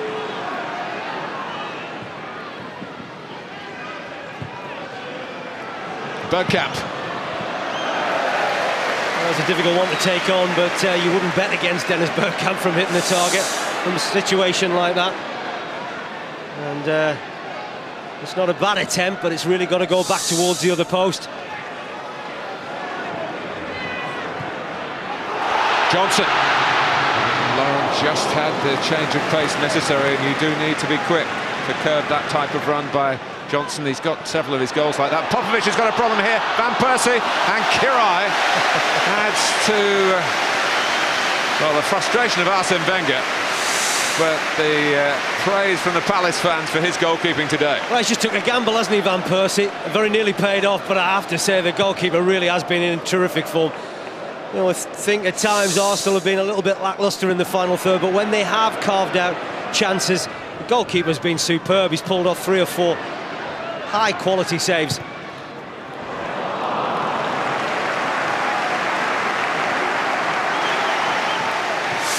There's hardly time to tell you about it. We've got a double-header tomorrow, Middlesbrough against Bolton, Sky Sports 1 at 1. And, of course, the Manchester derby is a second and perhaps, so for some people, the main feature. Others will have their views on Middlesbrough. Bolton should be a good view as well, I must say. Try and watch one while preparing to commentate on the other. Here's Flamini.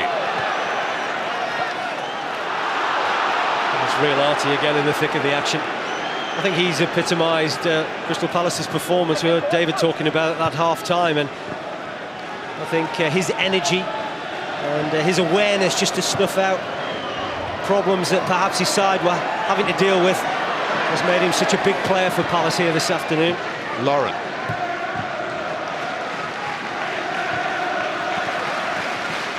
Reyes.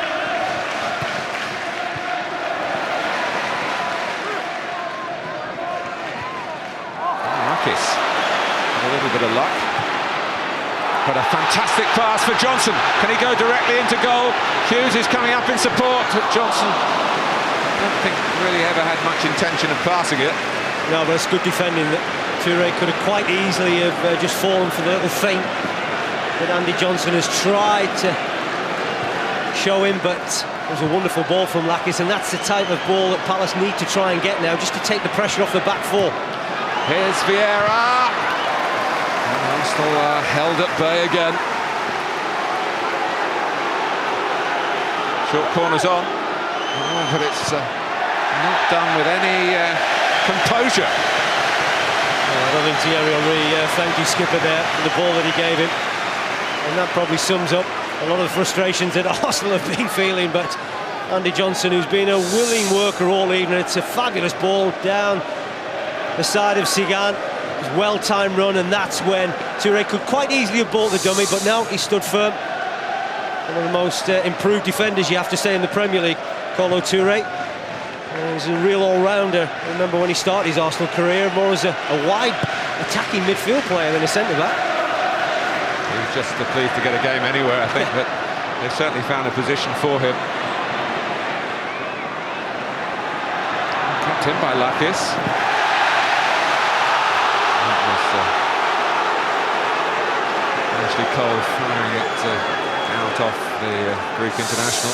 That was a little bit unfortunate. Just chases a hopeful ball, just brilliantly really to keep the ball in play, but Ashley Cole just kicks the ball off him. But this is a big 5 minutes or so for Crystal Palace, because you do feel that if they can etch out a point, then that really is going to do an awful lot for their confidence for the rest of the season.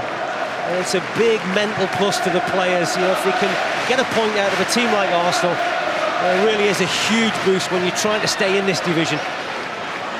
Henry. He has to play it across into the thick of things, the thick of Crystal Palace. They haven't been caught thin defensively very often, and won't be here.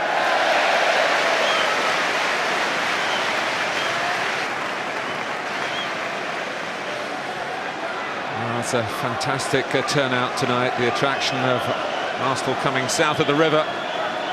Biggest for over 10 years here. That was a match to clinch promotion, I think. May 1994. They've been up and down a few times. Crystal Palace staying up would represent a fantastic achievement by Ian Dowick.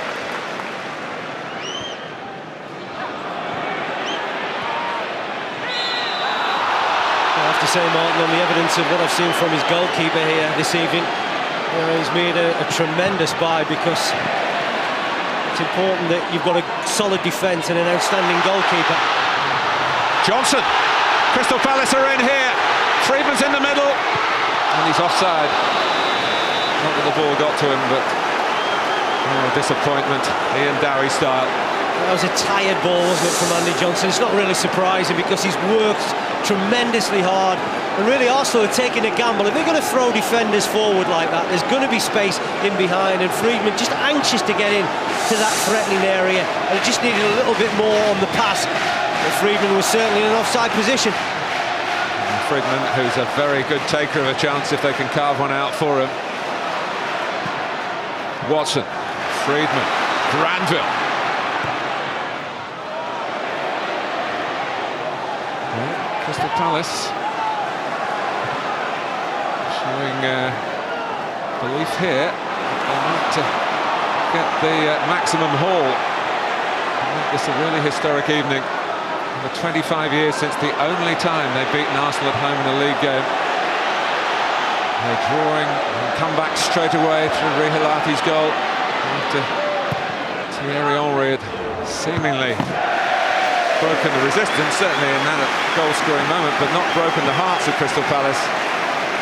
There's a real togetherness about Ian Dowie's team, Martin, and well, he's done such a fantastic job. I mean, you know, results have certainly improved since he took over here at Selhurst Park, but I think the thing that impresses everybody is that he knows that he can't match sides, or a lot of sides in this division, by playing quality football. He knows he's got to do it through hard work, good organisation. Mind you, they've passed it pretty well when they have had possession. They have, and I was saying quality in the right areas, you know, and they've had that. Andy Johnson has proved that. You know, I think the two wide boys have got good quality. You know, I think Rihilati, Watson and Hughes have been a great axis for them in midfield, and just that whole togetherness has really impressed me here. The job of holding Arsenal is not completed yet because of Flamini. You said a few moments ago, a big 5 minutes for Crystal Palace. How big is it for Arsenal? Well, they're certainly not firing on all cylinders, are they? And Toure, Bergkamp. Corner off Granville. The one thing I said at the top, Martin, was that I just wondered how Crystal Palace would handle all the options it seems to be in the Arsenal team. When you talked about the four in midfield and the two up top, I just don't think we've seen too many of those options here. Lauren joining those in the middle. Here comes Kirai. Doesn't get it this time. Lakis will.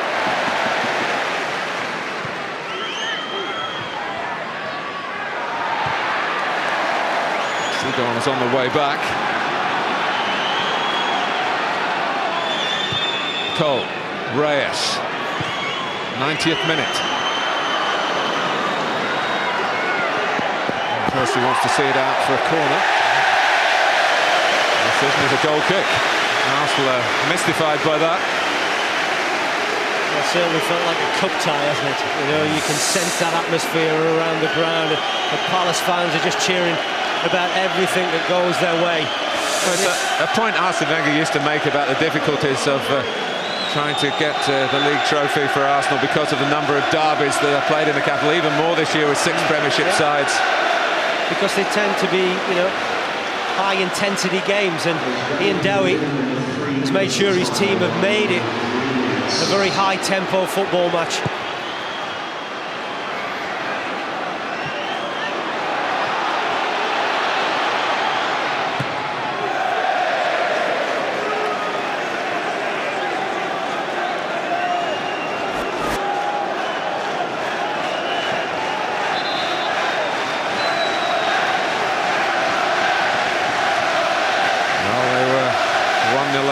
Arsenal against Southampton, in fact, had to come from 2-1 down to get a point. They were 1-0 up against Panathinaikos and had to settle for a draw.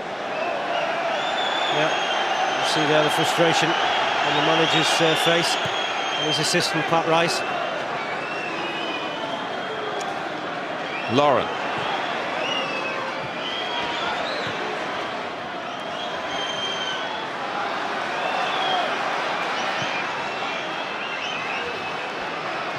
Cole. Oh, it's Reyes. And what he wanted to happen, didn't it? Might have just run on for Henry. Well, that's a great ball, isn't it, from Ashley Cole. And Reyes, who's really has been in outstanding form this season, gets it horribly wrong. And they get a little bit of good fortune, Crystal Palace, but you wouldn't deny them that.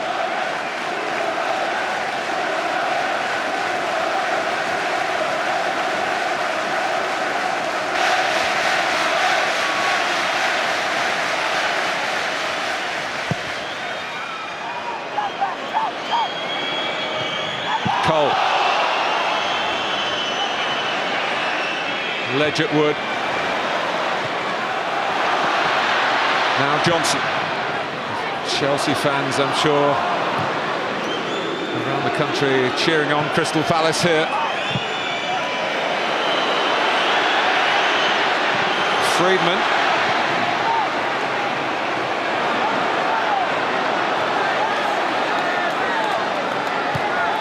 Helped by Granville.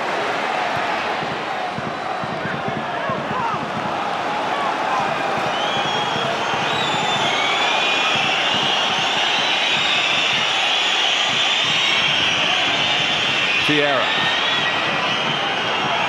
What a stirring effort it's been by Crystal Palace here at Selhurst Park.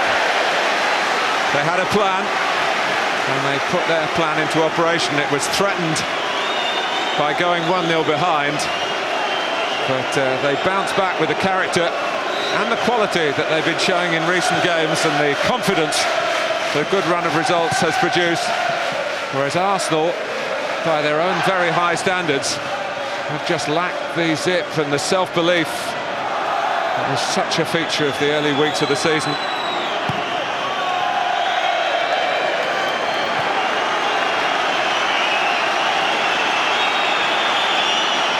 That will be a much appreciated result from the Palace point of view. But for Arsenal, it's going to spell out second place. Johnson not heading for goal.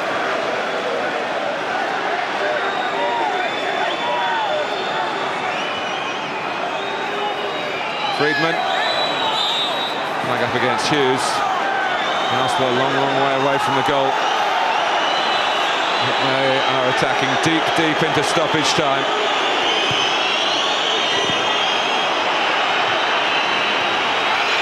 Cole.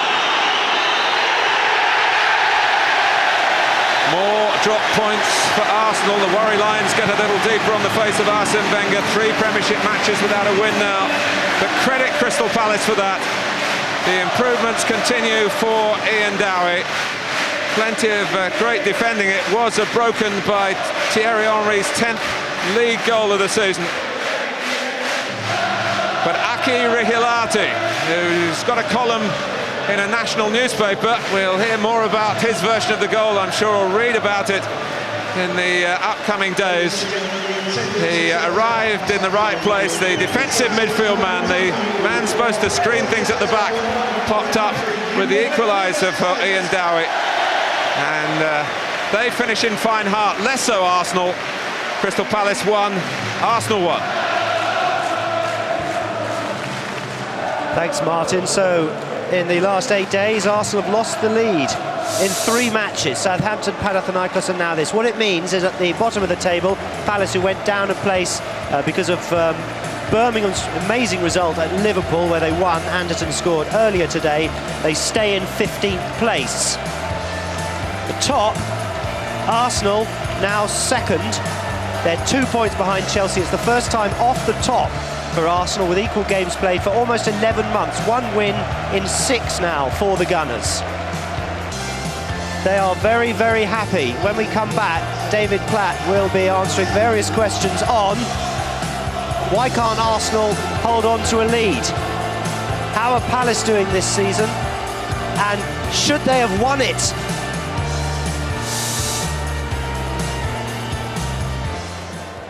David Platt has been watching that enthralling game with us. What a game, and how significant was it?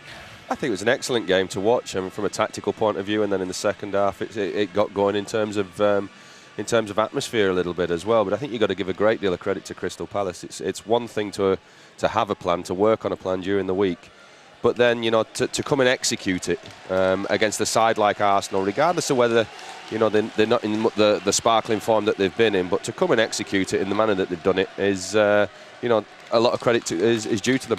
Henry had all the play, 60-70% of possession, and when they scored, and Henry finally scored, did you feel then that they'd done enough? Well, I think, you know, everybody would have expected that that's going to open Crystal Palace up.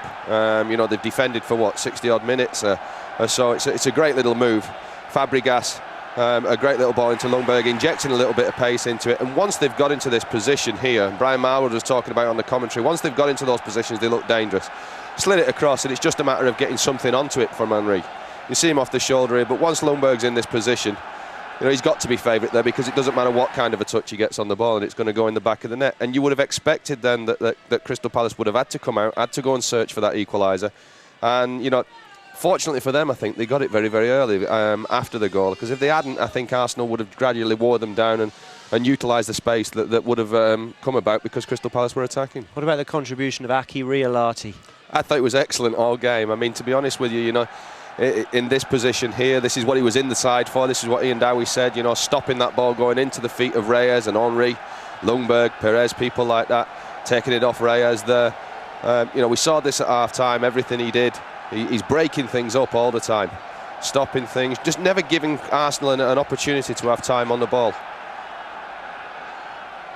Yeah, it was a tremendous, I suppose, tactical victory for Ian Dowie in a way, wasn't it? Well, that's right. Like I say, you know, I mean, it's one thing to have the plan. You know, we can all do that on a piece of paper, but to then actually go and execute it, you know, it's tremendous what he does that the players have gone out and they've executed the plan over 90 minutes and got the result that they deserve. Now, it was 2 minutes and 10 seconds, the statisticians tell me, to be exact.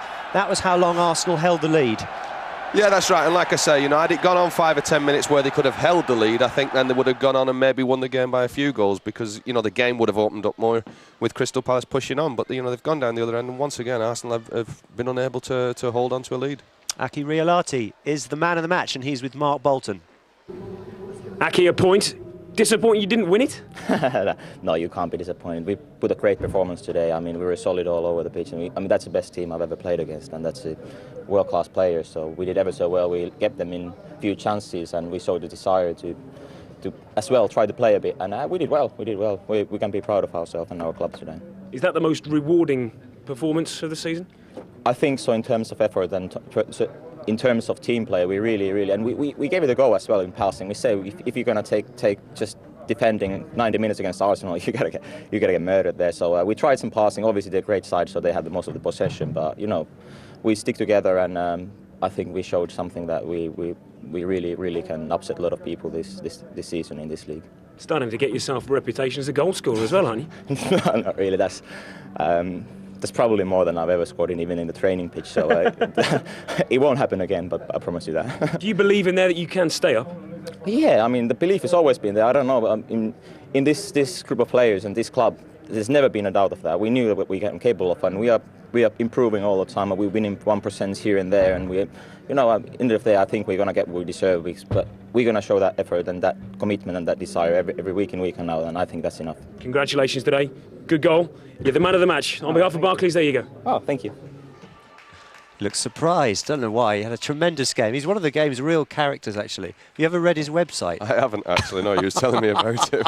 It's an absolute classic. Absolute classic. Now, Crystal Palace could have won this match, couldn't they? Against Arsenal.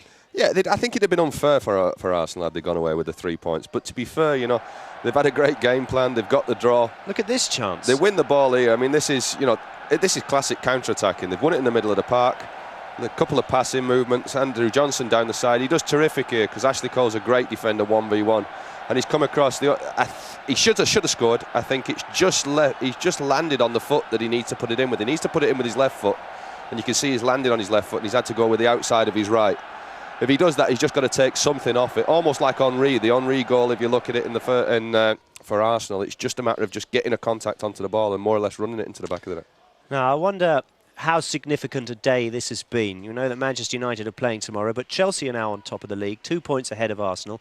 They had a good win against Everton today, 1-0, Robben scoring, and afterwards Jose Mourinho was very, very pleased with his team. I think we have everything. We defend like nobody does it. In this moment we have a very dangerous counter-attack. We create a lot of chances. Okay, again today we didn't score enough, but we are doing well. The spirit is amazing. The mentality to fight and to understand that some matches like this one are fighting matches, and we need that toughness and that mentality. And I think also the rotation I'm doing and giving chance to everybody is making the group even stronger. The links are stronger because everybody is happy. So I think we have everything, but we have also big opponents, and every weekend we have a big opponent. Now the odds have shortened on the title, but Arsenal are still the favourites. Does that surprise you or not? No, it doesn't, because Arsenal have been there before, haven't they? You know, for the last 6 or 7 years, they've been there, always on the heels of Manchester United if they haven't won it. Chelsea are the new pretenders. They've come into it and joined Manchester United and Arsenal really in challenging for the championship. Be interesting to see how the Chelsea players react now, I think, you know, because all of a sudden the questions are going to be asked of them. They're the ones who are leading. I've no doubt that Mourinho will answer the questions because he's been there. You know, I bet he will. He impresses me every time you listen and listen to. What do you like his about interviews. him particularly? I just think he's, you know, to me, you can see it in his eyes that he's got this winning mentality. I think it's born out of the fact that he has won over the last few years. I think he's got total belief in himself, total belief in his players. And that's manifesting itself, I think. You know, I haven't seen a Chelsea team as a group of players, and he talks about the rotation there and how many players he's probably used already this season. I think each and every one of them believes that they can win the Championship and the Champions League. Can you identify what, if anything, has slightly gone wrong with Arsenal? I think Arsene touched on it in the week, really, saying that, you know, they were a little bit tired. You know, people talk about, you know, it's only November, your players shouldn't be tired and things like that. But it's very, very difficult to do anything on the training pitch in terms of conditioning your players when you're playing in the Champions League with all the travelling and the big games that they've had in recent weeks. You know, Manchester United team, people like that. So I think it's just a physical problem that they seem to be going through at this moment in time, where they don't seem to be firing on all cylinders. Their next 2 away fixtures are Spurs and then Liverpool. Does it matter? I don't think so, no. I think, you know, if you look at the Spurs game, obviously with it being a derby, it adds that added zest to it, but I think that's died off in recent years. I think the quality that Arsenal have got in terms of their derby against Tottenham, the quality of Manchester United in their derby against Manchester City, there is a bit more added zest in it, but I don't think it matters. I think Arsenal he'll be looking forward to those games, but most of all, I think what he'll be looking forward to is having a winter where he can get onto the training pitch and get some condition back into his players. And December the 12th, Arsenal-Chelsea, is it going to boil down to games like that, do you think, in the end? You can't see, you know, I mean, people talk about a slump of Arsenal, and it is a slump, let's be honest with you. You know, they think they've won 1 game in 6, but I don't think they've been, apart from the game at Old Trafford, they haven't been beaten in those games. So they're not losing games, but yeah, when it's 3 points for a win, they do have to, you know, they've got to put points on the board. They've got to win, because Chelsea keep winning and winning and winning, either ugly or even well, like they did do last week. But you have to say, I think, that it's getting that way. I think, you know, all championships in the last 5 or 6 years have got that way, where it seems to be a direct confrontation between the two teams that are going for it. OK, I'll just interrupt you because I understand that Ian Dowie is with Mark Bolton. Ian, does that disappoint you almost to have come up there and not won it? I think any time you play a side of Arsenal's quality, it's always churlish to think you deserve to win a game. I thought we really defended doggedly first half, and I can't remember Gabriel to make too many outstanding saves. As the second half, you know, with that dogged determination we had throughout the game. What was pleasing second half is that we passed the ball and slicked it about, and you know, probably one of the best passing moves earned with Vass just smashing it over the bar. But I'm delighted that the fact that we've shown we can play and pass, which is key to our game, and some of the performances were outstanding. Because make no bones about this, they've got players. I'll be honest with you, you know, you see them up close and they can turn a game in minutes. You know, they're as good as I've ever seen in Premier League football, for sure. Tactically, and as the game plan you spoke about before the match, it all panned out just a plan, didn't it? Yeah, we just adjusted at half-time. We just adjusted it. We just let Michael be a little bit more advanced than the other two. We started with Aki a bit more deeper than Ben and Wayne, and Ben and Michael Hughes. We just adjusted and let Michael push on a little bit, and that worked for us. I thought it'll get us passing a bit of it. So we were pleased with that. Yeah. You're disappointed to have to lose someone, but you know, Mikel Legit come on and made a very, very good response to what was a difficult scenario. Well done today. Congratulations. Well Thank done. you very much. Thank you. Absolutely. Well done to Ian Dowie. Well done to Crystal Palace. Thank you very much for being our guest, David Platt. Arsenal are unable to win at the moment, and it's making for a very, very interesting November. Thanks for watching.